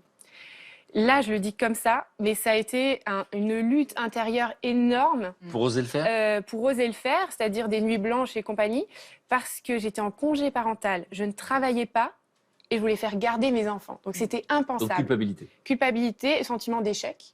Mais en fait, j'ai lu le témoignage d'une maman épuisée. Stéphanie Alinou, c'est l'une des premières qui a osé parler finalement de burn-out maternel. Et puis en lisant ça, je me suis reconnue. Et je me suis rendu compte que finalement, l'histoire du burn-out, c'était pas seulement de l'épuisement physique, mais c'était aussi de l'épuisement émotionnel. C'est-à-dire que tout nous énerve, en fait. Tout nous fait sortir de nos gonds. Et je me suis reconnue dans ce témoignage. Et là j'ai mis un mot. À partir du moment où j'avais un mot, j'ai pu en parler à mon conjoint, qui, à ce moment-là, lui aussi s'est senti libéré parce qu'en fait, il voyait ma descente aux enfers. Il ne pouvait pas m'aider. Il se sentait vraiment impuissant, il ne savait pas quoi faire. Et à partir de là, on a décidé ensemble, du coup, de s'organiser comme il fallait, dégager les finances qu'il fallait pour faire garder les enfants plusieurs heures par semaine. Donc au départ, c'était vraiment difficile. J'y allais presque en traînant des pieds parce que j'avais honte, en fait, vraiment de les faire garder. Même quand je les ai inscrits, je me souviens encore de remplir la fiche et dans ma situation professionnelle, d'écrire congé parental. Je me dis, mais c'est pas possible, je peux pas être en congé parental. Là, le jugement extérieur encore. Et voilà. Et donc, à partir de ce moment-là, j'ai commencé à avoir 2, 3, 4, 5 heures par semaine pour moi. Donc, au début, qu'est-ce que je faisais? Je faisais toutes sortes de tâches ménagères, administratives que je ne pouvais pas faire en présence de mes enfants. Après, je me suis dit, arrête parce que tu t'épuises encore plus, finalement. Je voulais profiter du fait qu'ils ne soient pas là pour faire tout ce que j'avais à faire. Après, je me suis dit, ben non, je ne vais rien faire. Et un petit peu comme je disais tout à l'heure, j'ai commencé à me commander des bouquins et puis à lire. Et puis, finalement, au travers de la lecture, à ouvrir les yeux sur ma situation, sur qui j'étais, sur mes aspirations profondes, au-delà de juste sortir de cette situation un petit peu compliquée. Il se trouve que j'ai aussi fait une thérapie et qu'au départ, en fait, je me suis engagée dans cette thérapie pour une autre raison. Une situation vraiment compliquée qu'on a vécue, qui mêlait toutes sortes de relations avec la famille, avec le passé, enfin vraiment quelque chose de compliqué. Et c'est pour cette raison que je suis allée en thérapie, mais finalement, j'ai découvert que autant ce burn-out maternel que cette situation compliquée avaient les mêmes racines et que ces racines-là, c'était toujours la même chose, c'est que je voulais exister en étant parfaite. Et du coup, j'acceptais des choses qui étaient inacceptables, en fait. Et je me laissais manger. Et finalement, c'était pas la faute des autres, c'était vraiment de la mienne et c'était vraiment à moi de changer.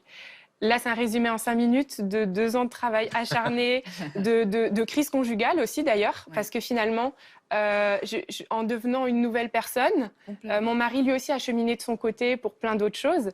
Lui aussi est devenu une nouvelle personne. Notre relation avec nos enfants a changé. Donc finalement, je me suis retrouvée mariée à quelqu'un que je connaissais pas, que lui ne me connaissait pas. Aujourd'hui, je peux vraiment dire que c'est des crises qui ont amené une construction, qui ont amené beaucoup plus de confiance. On est capable de se parler, on est capable de se dire des choses beaucoup plus dures, mais vraies. Donc c'est très positif. Mais voilà, ça a été compliqué et ça l'est encore aujourd'hui. C'est-à-dire que pour moi, je peux pas dire que le tiroir est refermé et qu'on n'en parle plus jamais. C'est-à-dire j'ai mes moments d'énervement, j'ai mes moments de crise, j'ai mes moments d'insomnie, mais j'ai des outils. Déjà, j'ai des outils pour les gérer. On parlait de développement personnel, voilà. Mais au-delà des outils, je pense que j'ai une sérénité parce que même si ça peut faire bizarre en fait, mais en fait je m'aime. C'est-à-dire je m'aime comme je suis. Vraiment, je me dis voilà, je fais pas tout bien. Parfois, je suis un peu à côté de mes pompes, mais je m'aime bien. Et puis finalement, mon mari, il n'a pas besoin que je sois une femme parfaite. Mes enfants, ils n'ont pas besoin que je sois une femme parfaite, qui n'existe pas. Ils ont besoin de moi, là, maintenant. Et finalement, m'aimer, m'occuper de moi, décider de prendre 2 heures pour moi toute seule et pour rien faire d'autre que juste lire ou faire une manucure ou autre, ben, ça rend service à tout le monde. En fait, c'est se remettre au centre de sa vie, en fait. Ouais. C'est de toujours, j'ai toujours été à dire les autres d'abord. Et c'est en me remettant au centre de ma vie, en découvrant que j'avais de la valeur, en ayant de plus en plus confiance en moi, en comprenant ce que je voulais, pourquoi je voulais être là sur Terre. Enfin, quelle était ma position, qu'est-ce que je voulais transmettre en fait. C'est le mot transmettre est très fort chez moi. Qu'est-ce que je voulais transmettre et dans quelle manière je pouvais être utile, qui a fait que je suis sortie de ça, de cette période-là. Et on va voir comment effectivement vous êtes dans la transmission finalement toutes les deux. Pour le coup, Valérie. Ouais, le moment extrêmement délicat que décrit autant Laetitia que Hélène, c'est quand le miroir se brise. C'est-à-dire au moment où je ne peux plus adhérer à ce que je suis en train de me demander à moi-même. Donc c'est là le moment de crise. Et là, est-ce que ça devient fécond? Est-ce que ce moment-là devient fécond ou pas? Pour elles deux, oui, parce qu'elles en ont créé un terreau très fertile à partir de cela.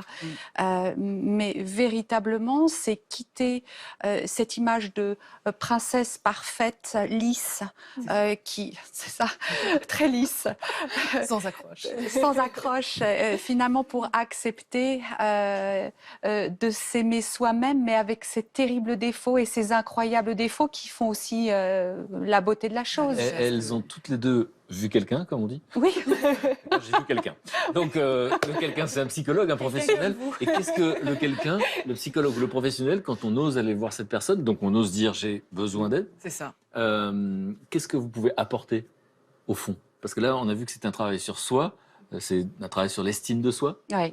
Au fond, ça passe par là? Ah bah de toute façon, et de comprendre qu'est-ce qui a amené la personne à tomber dans une telle exigence et du coup dans une telle rigidité vis-à-vis de soi et vis-à-vis de son entourage. Et c'est là où il y a des trésors. Alors quand on est là en tant que professionnel, à côté de cette personne qui va ouvrir ce coffre, je vous raconte pas ce que ça fait. Ah, on a envie d'être on a tous envie d'être fidèles. Vous êtes dans la transmission aussi. Donc un blog où vous racontez quoi? Parce que je crois qu'il y a 20 000 femmes qui vous suivent maintenant. Oui. Ça veut dire que votre cas personnel est devenu universel. En fait, moi, mon métier, c'était avant déjà d'écrire pour les autres. Donc mon travail, c'est de manier les mots et puis d'aider les gens à mettre des bons mots sur les bons concepts. C'est-à-dire, j'aide des gens à écrire des livres, des articles, toutes sortes de choses. Et puis, j'ai publié un premier article sur Internet avec la plus grande authenticité possible, en essayant le moins possible de donner des leçons, mais juste de dire moi aussi.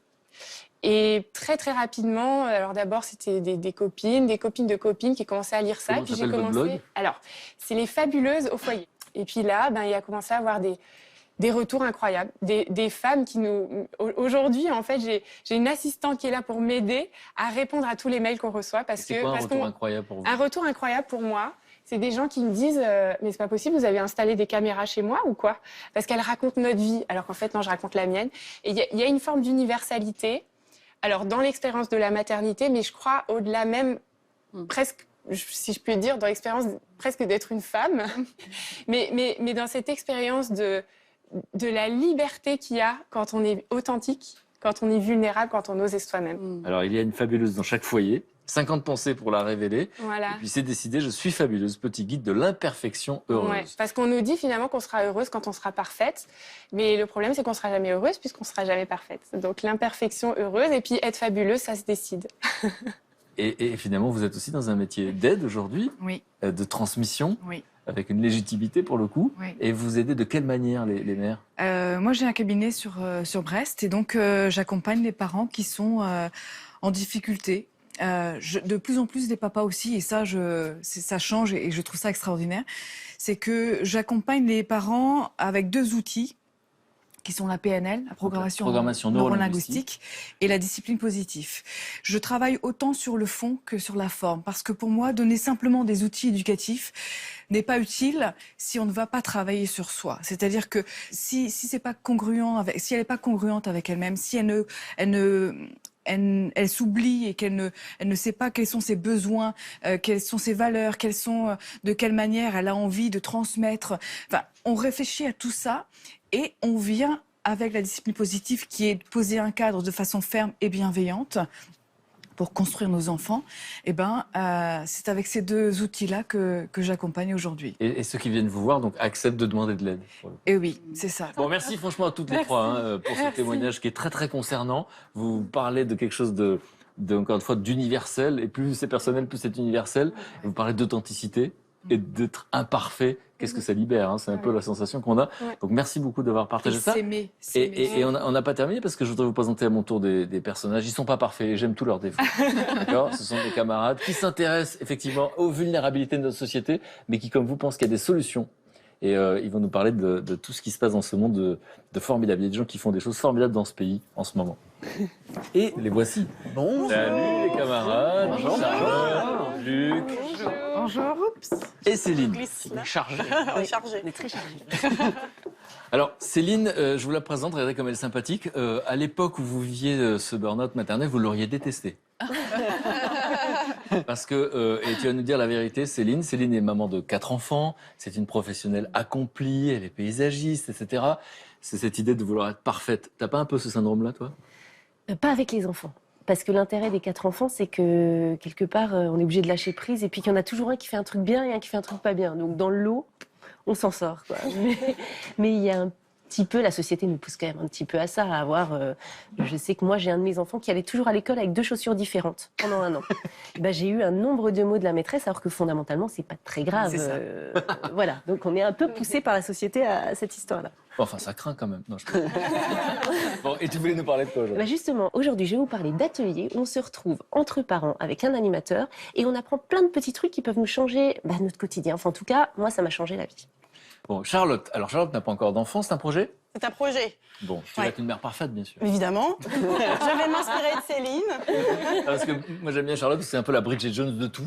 En général, elle assume ses imperfections. Là, sur le côté maman, tu assumeras. Oui, j'assumerai. Évidemment, je pense que comme mon côté Bridget Jones me fera faire beaucoup d'erreurs, je pense, mais on en fait tous. Je crois qu'il n'y a pas de mère parfaite. Hein. Non, voilà. moi. Ah, il y a toi. On va en parler, parce que toi, tu m'énerves, justement. Et donc, Charlotte veut nous parler. Et donc, du coup, justement, je vais vous parler d'un kit de survie. Une maman un peu débordée, épuisée, qui a imaginé des petits jeux pour un peu nous sortir des galères de parents où quand on ne sait plus comment s'en sortir, on ne sait plus gérer, on est épuisé. Et ben, il y a des petits jeux comme ça qui nous permettent... Elles nous facilitent la vie, en fait. Faciliter la vie. Donc, du coup, je me dis que ce sera peut-être plus simple grâce à ça. Bon, super. Et Luc, donc, mon camarade qui m'énerve, pourquoi ? Parce que lui, c'est un homme presque parfait. Mais non. Il cuisine très bien. Quand il fait des trucs fantastiques, il dit « Oh, c'est rien, ça m'énerve. » Et puis, il a été homme au foyer pendant 8 ans. Alors ça, c'est fantastique. Ah, t'as vu l'effet que ça Oui, fait ? c'est ça. Oui, mais c'est une carte de visite formidable. Là, je t'en sais gré. Et tu veux nous parler de quoi ? Aujourd'hui, c'est vrai, réseau d'entraide comme ça, toutes des petites initiatives qui facilitent la vie des mamans, même des trocs de garde d'enfants, enfin tout un tas d'initiatives comme ça qui sont On chouettes. troque ses enfants. Non, on troque sa garde d'enfants. Et ça peut être, on n'y pense pas, mais c'est des très bonnes idées en tout cas qui facilitent la vie pour nous, les mamans à la maison. Pour nous, les mamans. Mais quel démago, celui-là. Et j'étais démago, mais quand je faisais ce métier-là, moi, je m'appelais mère au foyer. Enfin, je me dénommais mère au foyer. Puis Voilà. je trouve que c'est fabuleux dans la vie. Mais elles ont raconté effectivement quand même cette particularité, c'est que c'est 24 heures sur 24 et il n'y a pas de fin. Et elles ont raconté comment effectivement il n'y a pas de gratification. Tu en parles bien maintenant aujourd'hui, ou tu en étais fière à l'époque ? Parce qu'elles disent quand même qu'à un moment donné, c'est compliqué quand on dit tu fais quoi dans la vie ? Rien. Moi, je faisais pas rien parce que je donnais aussi des leçons de musique, donc j'avais. T'avais ta petite gratification à l'extérieur. Oui, mais je travaillais à la maison, donc j'étais souvent au contact de mes enfants. Mais je trouve que avec enseignant, c'est le métier le plus dur du monde pour moi, et qui est assez mal rémunéré comparativement. Oui, c'est ce qu'on a raconté effectivement. Donc vraiment chapeau quoi. Je suis très content de rebosser aussi aujourd'hui, d'être parti de la maison. J'en avais besoin aussi, donc bien sûr. Ça m'inquiète un peu quand même. Non, non, parce que toi, tu as une énergie, là, on va la mettre à l'épreuve, Nathan, que tu enfantes et on en reparle. Alors, déjà, je voulais vous parler d'une première initiative, tout un tas de petites initiatives très chouettes qui moi, vraiment m'ont bluffé. SOS Urgence Maman, vous connaissez ? SOS Urgence Maman, c'est tout simple. Votre garde d'enfant habituelle vous appelle la veille, je suis malade, je dois aller à l'hôpital ou machin. On appelle SOS Urgence Maman la veille pour le lendemain, tac, il vous trouve quelqu'un qui vient vous garder votre enfant. Solidarité, Hein, ça se passe. Alors il y a des antennes de quartier comme ça, un petit peu partout. C'est assez développé, on va dire, en Île-de-France, dans le Grand Ouest, près de chez vous. J'ai vu qu'il y en avait à Quimper, il y en a en D'accord. Bretagne, mais jusque dans l'Anjou et voilà. Donc et à Lyon, d'accord. Donc c'est quand même ça couvre bien une bonne partie du territoire. Alors, qui vient garder nos enfants? Et alors, la plupart du temps, bon, c'est des mamans qui sont à la maison, mais le gros des troupes, on va dire, parce qu'il y a 450 bénévoles, ce sont des papis et des mamies, enfin surtout des mamies. Moi, je trouve ça super. Les mamies, les vieux, c'est l'avenir. Hein, moi, je toujours dit. Non, mais vraiment, hein, Et d'accord. donc, ce sont des bénévoles. Ce sont des bénévoles. Alors, on doit payer un petit quelque chose. Chacun, parfois, dit, ben, moi, je vais... En moyenne, c'est 2 € de l'heure. Incroyable. L'idée, c'est surtout de faire fonctionner C'est ça, ouais. l'association. Hein, c'est une association qui ne gagne pas d'argent, mais l'idée, c'est qu'on ait de la solidarité entre Créer nous. du et qu'on- lien aussi, ouais. Créer du lien. Pourquoi on fait pas que ça? Pourquoi on prend pas que des babysitters à 2 € de l'heure? Alors, C'est Voilà. une bonne question, Charlotte. c'est Que tout le là monde se pose. où on voit que ta vénalité... non, non, C'est mon côté auvergnat qui... non. Non, on le fait pas, c'est vraiment un dépannage, quoi, tu vois. C'est, voilà, mais c'est quand même Et chouette. t'as pas la réponse, en fait. Bah non, moi j'ai envie Mais d'avoir non, une mais mamie on à va pas plein faire temps ça. chez moi. On va pas faire ça, on sait que c'est quand même dans un cas d'urgence. Et puis, On va tu viens pas de dire que c'est le métier le plus difficile du monde et pas rémunéré. oui, ouais, quasi. oui. Bonne réponse, bonne réponse. Donc, vous saviez que ça existait ou pas? Pas du Non. tout. Parce que dans votre cas, quand vous racontiez tout à l'heure que vous aviez besoin d'un peu de respiration, etc., Bah, je pense que j'aurais appelé un petit papy ou une petite mamie là, qui serait Eh oui, chez moi. mais bien sûr. Et puis- Urgence, j'en peux plus au Et secours. puis ils ont toujours plein de choses à nous apprendre, les papis et les mamies. Moi, je suis donc, Exactement, oui. donc c'est quoi? C'est sur Internet? Sur Internet, on va trouver notre antenne qui dépend de notre quartier ou de notre arrondissement, voilà. Et après, il y a un numéro, on les appelle, on laisse un message surtout sur le répondeur, et là, on vous rappelle tout de suite. Une personne qui est d'astreinte, qui est là, va vous rappeler tout de suite. 95% des demandes ont été satisfaites. Donc, c'est que ça marche. Génial. 450 bénévoles dans la France, c'est pas un petit réseau de rien du tout. SOS? Urgence, maman. SOS Urgence Maman. Ok. D'accord. Ok. Est-ce que c'est une bonne idée, c'est validé ou pas? Ah oui, Ah, Je vais largement. valider. Largement. Ouais. Vous dites oui? Oui. Donc c'était un peu avant dans les familles, mais là, parce que maintenant les familles sont un petit peu dispatchées dans tout le pays. Exactement. Donc si on n'a pas de grand-mère disponible, etc., oui. on sait qu'il y a quelqu'un qui peut Ouais. nous aider à ce moment-là. Mais c'est Absolument. certainement d'ailleurs une des raisons pour lesquelles les mamans d'aujourd'hui sont peut-être aussi plus épuisées. Oui. C'est qu'aujourd'hui, la norme, c'est la famille nucléaire. On est entre nous. Alors qu'avant, il y avait les tantes, il y avait les grands-mères. On vivait quand même Oui. beaucoup plus en communauté. Donc Ah, moi, c'est j'ai été magnifique élevé par mes que- grands-parents, j'ai trouvé ça formidable. Enfin, voilà, et ma mère a eu cette chance-là, quoi. Ouais. C'était vraiment chouette, quoi. La famille. Voilà. Ouais. Autre initiative pour recréer du lien. Parce que moi, quand je suis arrivé à Paris, par exemple, j'étais vraiment tout seul. Et, Ah, parce que t'es pas de Paris, en fait. Et non. Je croyais que cet accent, c'était du 4e arrondissement. Bétasson. Ça existe le mot ou c'est de toi, je m'en rends pas compte. Bétasson, on le dit par chez moi. C'est bêta et son. D'accord. Donc, Bétasse normalement. Hein. oui, ben, on peut dire bétasse, chez toi plus. Et, On le dit pas chez moi. non, autre initiative très intéressante, on se sent seul, on se sent vachement seul. Alors, nouvelle initiative qui est sortie il n'y a pas si longtemps que ça s'appelle, je vous montre le site, c'est un réseau social, ça s'appelle Babyzoom. Qu'est-ce que c'est? Ben, tout simplement, on va être un bébé, on va être parent, ou on vient d'être jeune parent, ou on a des enfants, et bien on rentre en contact tout simplement avec des gens de notre quartier, de chez nous. Et l'idée, ben, c'est de se sentir moins seul, et puis d'échanger, de pouvoir communiquer, de dire, oh moi j'ai un pédiatre, il est super, il fait ça, moi j'ai trouvé une crèche, ils sont vachement sympas parce qu'ils m'acceptent avec des heures décalées. D'accord. Et c'est tout un réseau, en fait, de futures mamans et de nouvelles mamans, mais de papas aussi. Ah, il y a des papas. Et qui se sont fédérés comme ça, et ça discute, et puis après, ça se rencontre en vrai aussi. C'est La ça. réaction, c'est parce que passé. vous avez parlé de solitude tout à l'heure. Oui. Vous avez parlé de Oui. cette période. On On se s'exclut, ouais. Ouais. On s'exclut. Enfin, en tout cas pour ma part, je me suis exclue au fur et à mesure de la société parce que c'était fatigant de L'effort en mettre, plus. mettre un masque pour pouvoir être. Dans la bien. comédie humaine. C'est ça. Donc à un moment donné, on lâche l'affaire parce qu'on n'a plus d'énergie pour ça. Et effectivement, à un moment donné, on se retrouve vraiment seul, quoi. Mhm.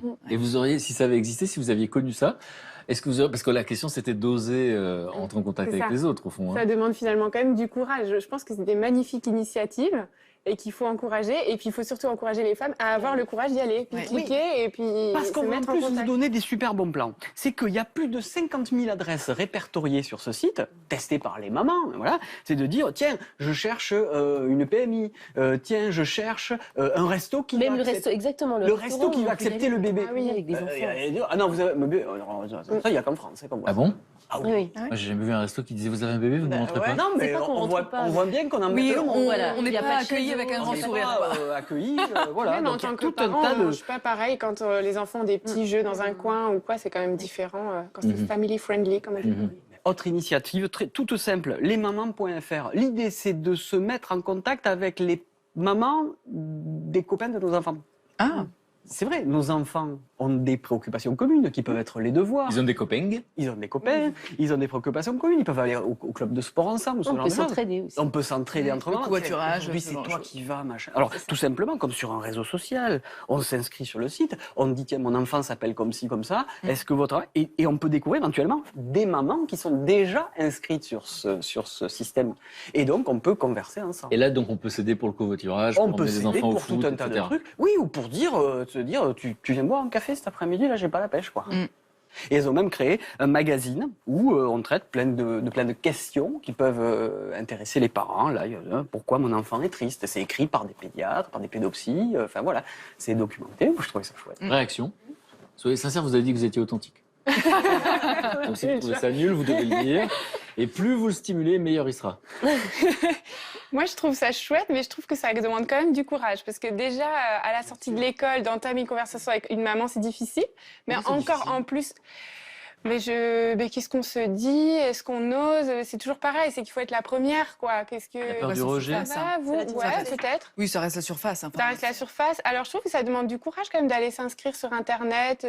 Ça peut être une première étape pour repartir vrai. dans la... Et il y a comme une protection. Ouais. C'est ça, il y a un écran. En fait, c'est une sorte de site de rencontre entre mamans. mamans. Oui, absolument. C'est pas les mamans qui sont toujours en retard à l'école qui se retrouvent devant la grille en se disant là on commence à faire une coalition.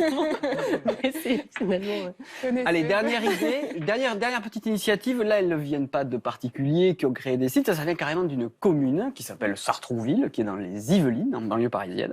Et eux, ils ont créé ce qu'ils ont appelé le réseau des mamans. Et le réseau des mamans, en fait, l'idée, c'est de se retrouver. Je pense que vous connaissez un petit peu ce système-là, au sein d'ateliers, tout simplement, d'ateliers d'éducation parentale, pour avoir plein de réponses, parce que ces mamans, moi, elles m'ont dit, je me sens nulle.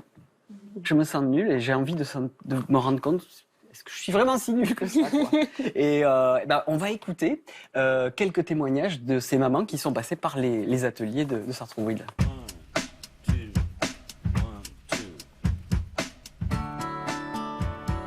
Il y a une bonne ambiance parce que, en fait, les filles, on se juge pas entre nous. Et ça nous permet vraiment de nous confier sur des choses. Parfois, on a l'impression de se dire on est des mauvaises mères. Et concrètement, on se rend compte que pas du tout. On est comme toutes les autres mamans. Et c'est juste qu'il y a des choses qu'on dit qu'on peut pas confier aux proches.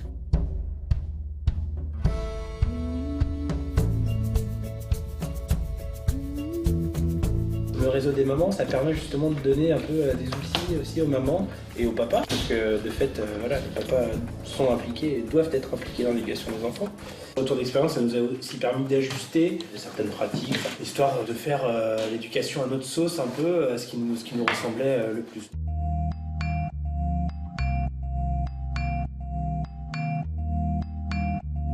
D'habitude, c'est pas, elle souriait pas, mais nous on rigolait quand même plus qu'elle, parce que j'avais l'impression qu'elle était toute seule, qu'elle était dans un autre monde, que voilà.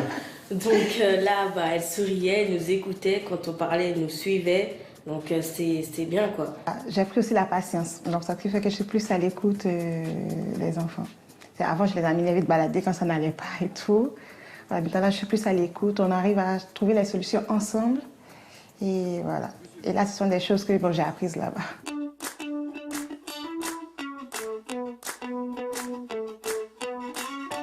Soirée entre femmes, on est bien. On se disait avec les autres mamans qu'on avait envie de se revoir. Donc du coup, là, on était en train de discuter de notre participation aux ateliers créatifs.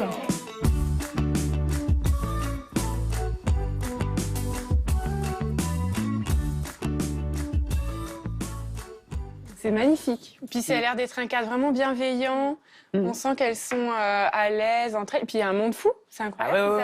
Il y a plus de 130 mamans en 2016 qui sont venues aux ateliers ou aux cafés rencontres comme ça. Et on se dit, il faut que les municipalités... À Sartrouville. À Sartrouville. Il y a 36 000 communes en France, il faut s'inspirer de Sartrouville. Complètement. C'est génial. Voilà. Il a l'air content, lui. Hein. Donc, Voilà. non, effectivement. Ben alors, la question, c'est est-ce que vous êtes content de lui? Ces initiatives, ce genre de choses-là, Ah ça oui, vous parle? oui. Et c'est marrant parce que depuis tout à l'heure, j'ai un proverbe qui me court dans l'esprit et qui dit que, un proverbe africain qui dit qu'il faut tout un village pour éduquer un enfant que vous connaissez. Je trouve ça tellement magnifique parce que c'est recréer une cellule qui va être différente d'avant parce que la vie évolue, la société évolue, mais c'est de recréer des nouvelles choses. Donc, c'est superbe. Le contraire de ces super mamans qu'elles étaient Toutes et seules. qui pensaient pouvoir assurer Oui. toutes seules. Merci, camarade. Avec plaisir. Charlotte, tu as fait une promesse tout à l'heure. Les parents épuisés. Voilà. J'ai des choses, une sorte de kit de survie. L'idée, c'est pareil, c'est Shiva, une trentenaire qui a eu 2 enfants et qui, en fait, s'est sentie complètement dépassée et épuisée. Et en fait, comme vous, elle a créé un blog pour partager ses galères de parents épuisés. Alors, c'est un blog humoristique où, en fait, elle partage ses expériences et du coup, tout le monde partage ses expériences et tout le monde partage ses astuces. C'est une communauté et on vient vraiment, c'est une plateforme et puis voilà, on échange. Voilà, sur telle situation, je me suis retrouvée à faire ça, c'était marrant, ça a marché. Voilà, donc c'est vraiment un site qui décomplexe les parents épuisés. C'est important, en fait. C'est toujours se dire, oui, non, mais là, je suis épuisée, donc j'ai crié. Donc, enfin, je sais, parce que j'ai quand même des amis. Hein, j'ai une petite légitimité, je suis marraine plusieurs fois. Et du coup, de se dire, ah là là, mais j'ai levé la voix, j'ai peut-être pas réagi comme je devais réagir. Donc voilà, avec humour, elle décomplexe les parents sur un site internet, Parents épuisés. Et en fait, elle a commencé à faire des infographies humoristiques qui ont fait un gros buzz sur internet. Et elle en a sorti un bouquin. Avant, après bébé. Donc, bon, la couverture parle d'elle-même. C'est ça. Avant, sur la gauche. Voilà. Après, Je vous sur ai la trouvé 2-3 exemples que j'adore, parce que moi, je suis en plein là-dedans, pour l'instant encore. Est-ce qu'on est sur les post-it? On sait ces petits post-it du matin. D'abord, c'est je t'aime, mon amour, puis après, c'est pense à acheter les couches. Et encore, c'est gentil. Hein. Et S'il c'est- te voilà. plaît. Exactement. Toujours. Non, c'est les couches, point d'exclamation. Ouais. Voilà, pareil, instant de tranquillité, Ah ça me fait oui. beaucoup rire, ça. Avant, c'était un verre entre amis. Non, on va s'enfermer. On s'enferme en toilette. Si on y arrive. Et après, encore, ça il y en fait a pas au moins toujours. 2 devant la porte. Donc voilà, alors oui, celui-ci aussi, il est très très drôle. Avant, on fait une étude par semaine et après, on en fait tous les jours. C'est ça. Et après, donc, elle a sorti des kits de survie pour des situations particulièrement stressantes, comme par exemple le voyage. Ah oui. Donc, il existe des cartes comme ça, avec des défis à relever. Donc, par exemple, là, fais un câlin à l'un des joueurs. Donc, c'est de 4 à... Un câlin en voiture, sauf 11 ceux ans. qui conduisent. Voilà. De préférence. Le conducteur ne joue pas. Donc, fais un câlin à l'un des joueurs. Vous avez des 10-4 choses qui te rendent heureux. Fais des sourires à tout le monde pendant 5 minutes. Voilà, ce sont des cartes comme ça qui donnent des défis, des missions, qui occupent en fait. Ne bouge pas pendant 3 minutes. C'est pas mal, elle est pas mal. Ça, je comprends la maman qui l'a écrit. Je voudrais voir si ça marche, moi. Interdit de dire oui ou non pendant 5 minutes. Bon, voilà, ce sont des cartes à jouer comme ça avec une notice, bien sûr. C'est super. Il en existe aussi pour les anniversaires, donc pour occuper les enfants pour les anniversaires. Par exemple, défis communs, donc il y a des défis solo et des défis communs. Danser la chenille. Sympa. Allez, on tire la carte, tout le monde danse la cheville, ça occupe 10 minutes. Après, ton voisin de droite doit te faire des chatouilles. Donc ça, voilà, c'est que des petites missions comme ça, mignonnes. Faites une chorale de chat, donc tout le monde chante en chat. Ah, miam, miam, miam, miam, miam. Bon, voilà. Ah ouais, non, mais moi j'ai l'âge des enfants que je côtoie. En fait. Elle me dit, on va parler d'enfants. Elle me dit, t'as pas d'enfants? Elle me dit, non, mais dans 2 ans, j'en ai 2. Donc elle est prête. Mais, Il faut pas mais trop tu le feras jamais mieux que sa grand-mère. Elle en a eu 4 la même année. 4 en un. Mystère mystérieux. Un quadruplé ou triplé. deux Deux paires de jumeaux. 2 fois des jumeaux. En 10 mois d'écart. belle performance. Une belle performance. Ah ouais. Donc voilà, donc ça c'est les cartes anniversaires. Il y en a pour le restaurant aussi. Et il y a des kits encore plus complets, des kits grasse matinée. Oh, ça existe ça alors. Alors, Ça, tout le monde veut savoir. ça existe ça. Comment retrouver un peu de sommeil? En fait, c'est super parce que Et Shiva, là, à l'intérieur, il y a marqué allumer la télé. c'est super. Elle est maline Shiva parce qu'elle a fait des cartes qui prennent du temps à réaliser. Voilà. Donc c'est composé d'un petit livret avec toutes les consignes, des petits crayons de couleur et des cartes comme celle-ci. Là, par exemple, il faut construire un mouton qu'on va colorier. Voilà. Donc Et on le après- laisse se débrouiller. Ah oui. Dans 2 minutes, il est devant sa porte. Hein. Tiens, va construire un mouton pendant que maman dort. Là, par exemple, c'est à quelle heure doit-on réveiller maman et papa? Génial. Réfléchis bien à l'horaire. Voilà, ce sont des cas que... Alors celle-ci, elle est super parce que pour trouver l'intrus, les 2 intrus dans les croissants. Ah oui. Ça peut prendre quand même Oui. Ça, c'est inspirant, on peut en inventer des comme ça. Voilà, exactement. Là, par exemple, le rêve que tu as fait. Donc, dessine-moi le rêve que tu as fait. Donc, C'est bon, quand on manque d'inspiration pour justement occuper nos enfants les matins où on veut dormir, et ben, on sort le petit coffret. Et là, on a toutes ces petites cartes qui nous donnent du temps à gagner sur notre sommeil. Mais donc, l'idée, c'est que le soir d'avant, on lui met sa petite boîte pour que quand il se réveille, il s'occupe tout seul. Puis on le Parce qu'on peut pas se lever pour lui Ouais, donner c'est ça, ça. oui, sinon ça sert à rien. Je pense que peut-être vous devez quand même vous réveiller et après vous recoucher. Ouais, 5h10. Vous accordez des petites demi-heures, quoi. Oui, c'est ça. Et alors, donc ça, c'est pour les grasses matinées. Et aussi, il en existe un génial pour les anniversaires, quand on manque d'inspiration ou de temps. En fait, il y a un coffret qui réunit tout ce dont vous avez besoin pour organiser un anniversaire pour 12 enfants. Ouais. Donc, les cartons d'invitation, des indices pour une chasse au trésor. Ah, ça c'est bien. Ça, moi, j'aime bien. Voilà, vous voyez, ça se compose comme ça. Il y a des petits certificats, des diplômes, donc tout ça dans des boîtes, des coffrets comme ça. Voilà, tout est là. Alors, du coup, ça s'achète où? Alors, ça s'achète dans les magasins, soit spécialisés, magasins d'enfants, soit des magasins de distribution Les grandes enseignes culturelles. Voilà, sans citer de nom, c'est un peu... Ouais. Mais aussi sur le site Internet. Ce qui est sympa, c'est que sur le site Internet, on peut récupérer des recharges gratuitement. Ah oui? Ouais. Et on peut s'inscrire gratuitement au site Internet et recevoir des newsletters aussi pour avoir des nouvelles idées. Le site, c'est quoi? Parents épuisés. Oui. Parents épuisés. Alors, combien Tout à fait. ça coûte Alors, donc ça, c'est 15 €, un coffret, ouais. avec recharge gratuite. Les cartes à jouer, c'est 8 €. Et avec des recharges aussi de 5 €. Si on, voilà. Pas mal. Super. Ça Le va, kit c'est de accessible. survie, c'est validé, c'est pas validé? Oui, par- validé. Vraiment, ouais. Super. Alors, Céline, la super maman. Qui s'en défend? Non, non. Alors aujourd'hui, je vais vous parler de parentalité positive, parce qu'on a parlé d'ateliers, d'endroits où on se rencontre. On parle de kits de survie et de dédramatiser un petit peu tout ça. Ben, moi, je vais vous parler de trousseau de clés. En fait, aux États-Unis... Ça nous intéresse tout de suite. Voilà, Je vais vous- depuis Après 50 l'accroche, ans, je vais c'est vous parler de trousseau de de clés. trousseau de clés pour s'en sortir dans des situations super compliquées. Donc, ça fait 50 ans aux États-Unis qu'on parle de parentalité positive. Donc, comment éduquer ses enfants sans crier, avec bienveillance, en tenant compte de leurs émotions, en tenant compte de par exemple, tout ce qu'ils peuvent ressentir, et en même temps en leur fixant des règles. En France, il y a une jeune femme qui s'appelle Sophie Benkemoun, qui est partie en 96 aux États-Unis. Puis comme toutes les mamans qui se retrouvent à l'étranger, elle avait envie de se faire des amis. On en parlait tout à l'heure. Donc qu'est-ce qu'elle a fait? Elle a commencé à participer à tout ce qui se passait autour de l'école de ses enfants. Elle avait 3 garçons. Ils étaient tous en petite section. Et là, elle s'est rendue compte qu'il y avait le psychologue de l'école qui organisait des ateliers. Elle y est allée. Elle pensait que À la aimer ses française, enfants à la quoi, goguenard. française, voilà, c'est ça. Et là, elle a commencé à appliquer tout ce qu'on lui disait. Elle s'est dit, mais c'est sacrément bien, c'est sacrément intéressant. Elle est rentrée en France, elle était pédiatre quand même. Médecin Ah oui, c'est un scolaire. petit détail important. Petit détail important. Elle rentre en France et elle applique, elle continue à appliquer. Là, elle en parle, elle était médecin scolaire, elle en parle aux parents qui venaient la voir. Et elle se rend compte que ça prend, que c'est un succès phénoménal. Elle organise des conférences et elle crée l'atelier des parents. Alors, vous allez me dire, ça fait... qu'est-ce qui se passe dans cet atelier oui, qu'est-ce que c'est? Parents, C'est miraculeux. Par exemple, quand ton fils adolescent... Attention, parce que tu donnes pas la solution, on va voir quelle est la solution. Ouais. Ton fils adolescent, qu'est-ce que tu lui dis quand tu peux même plus poser le pied dans sa chambre? Range ta chambre. Ouais.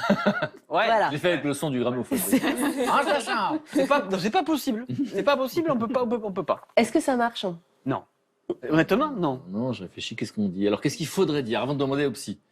Alors, ce qu'il faudrait dire, c'est par exemple, si c'est un petit, ramasse tes livres, mets-les sur l'étagère, prends tes feutres, range-les dans la trousse. En gros, donner les consignes particulières Oui. pour l'enfant, pour qu'il puisse le comprendre. Parce que range sa chambre, c'est complètement abstrait pour un petit. C'est-à-dire que C'est de la trop science-fiction. abstrait. Exactement. D'accord, mais Ouais. donc dire, mettez Exactement. tout là-dedans. Voilà. Ok. Et qu'en plus, nous, au moment où on le dit, on est vraiment complètement à cran, Comme ça. déjà. Donc, on attend à ce que ce soit fait tout de suite. Et il n'est pas en mesure Il de faut le donner faire. un délai. Range ta chambre Exactement. dans l'heure. Voilà. C'est ça? Non, pour les ados, il faut même donner beaucoup plus de temps. Range ta chambre pour demain Pour soir. le 15 août. 20. Ah, demain, c'est Noël. Donc, donner une temporalité pour les adolescents. Mets tes stylos dans la trousse et pour les grands, range ta chambre. T'as une bonne semaine. Autre exemple. Autre exemple, 11h30, maman, je veux du chocolat. Et alors voilà, qu'est-ce que vous répondez? Alors ça, c'était avant, dans votre vie d'avant et aujourd'hui. Votre vie d'avant, c'était quoi? La vie d'avant, c'était non. Enfin, c'était non, c'était comme ça. Il n'y avait pas de discussion. Là, effectivement, dans le sens où je vois effectivement à quoi ça, enfin, qu'est-ce qu'il a besoin réellement, quoi. C'est pas le chocolat, c'est peut-être la faim ou, ouais. Pour l'instant, j'ai pas de... Est-ce qu'il a faim? Non, mais si, je comprends ce que vous voulez dire.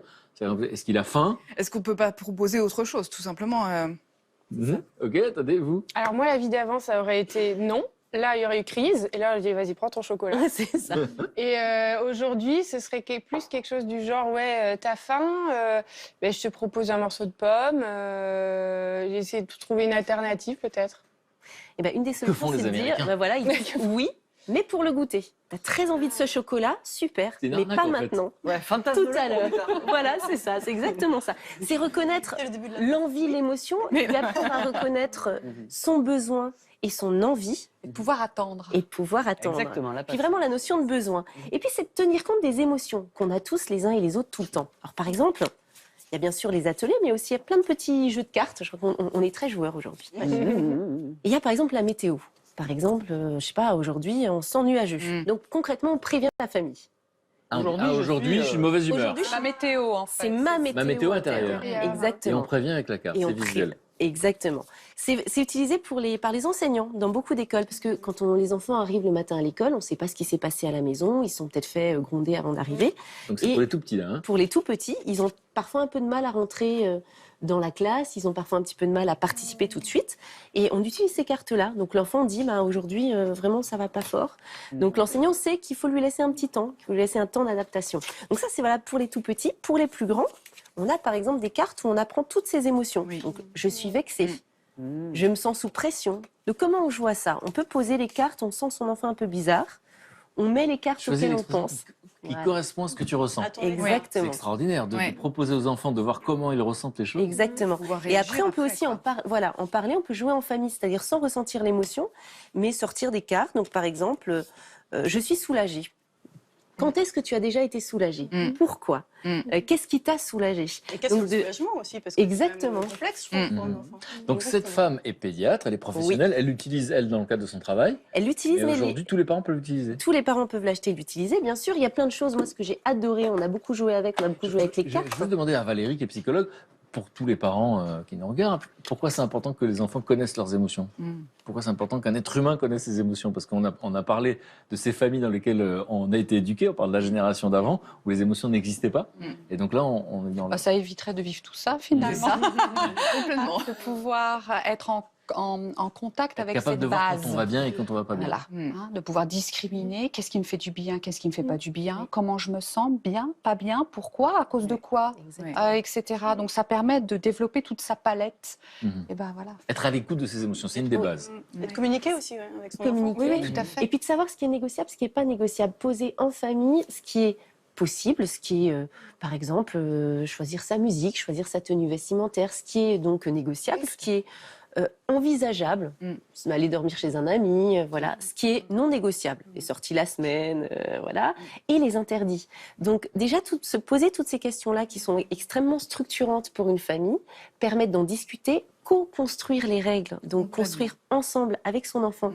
Du coup, avoir des Tout ce règles parcours-là. claires et non pas selon notre Exactement. humeur du jour. Faire un contrat, c'est bien de faire un contrat. Il faut faire un contrat. écrit. Mais oui, faut faire un contrat. Ah oui, oui, complètement. C'est-à-dire que dans l'idée, c'est de co-créer des règles pour justement que chacun y trouve son compte. Le fait de faire parler les enfants et de faire interagir, ça permet, ils se sentent responsables, ils sont intégrés dans le système, ils respectent dedans plus les règles parce qu'elles sont émises des enfants. Mais le contrat, c'est quoi? C'est demain matin, tu ne me réveilles pas avant 9h. Et c'est quoi le contrat? C'est la répartition des tâches à la maison. Ouais, ou se dire on ne tape pas sur son petit frère. Exactement. Des choses comme Et ça évite de dire, par exemple, ça permet aux parents de rester cohérents parce que de dire tu tapes pas sur ton frère, sinon je t'en colle une, par exemple. Ça, c'est pas marqué dans le contrat, sinon je t'en colle une. Voilà. Parce que c'est pas sous le Non, feu de mais l'énervement. C'est ce qu'on dit sur le coup de l'énervement, ce qu'on peut dire sur le coup de l'énervement. Comment on explique à un enfant après que lui n'a pas le droit de taper, alors qu'en tant qu'adulte, on s'autoriserait, en tout cas on le formule.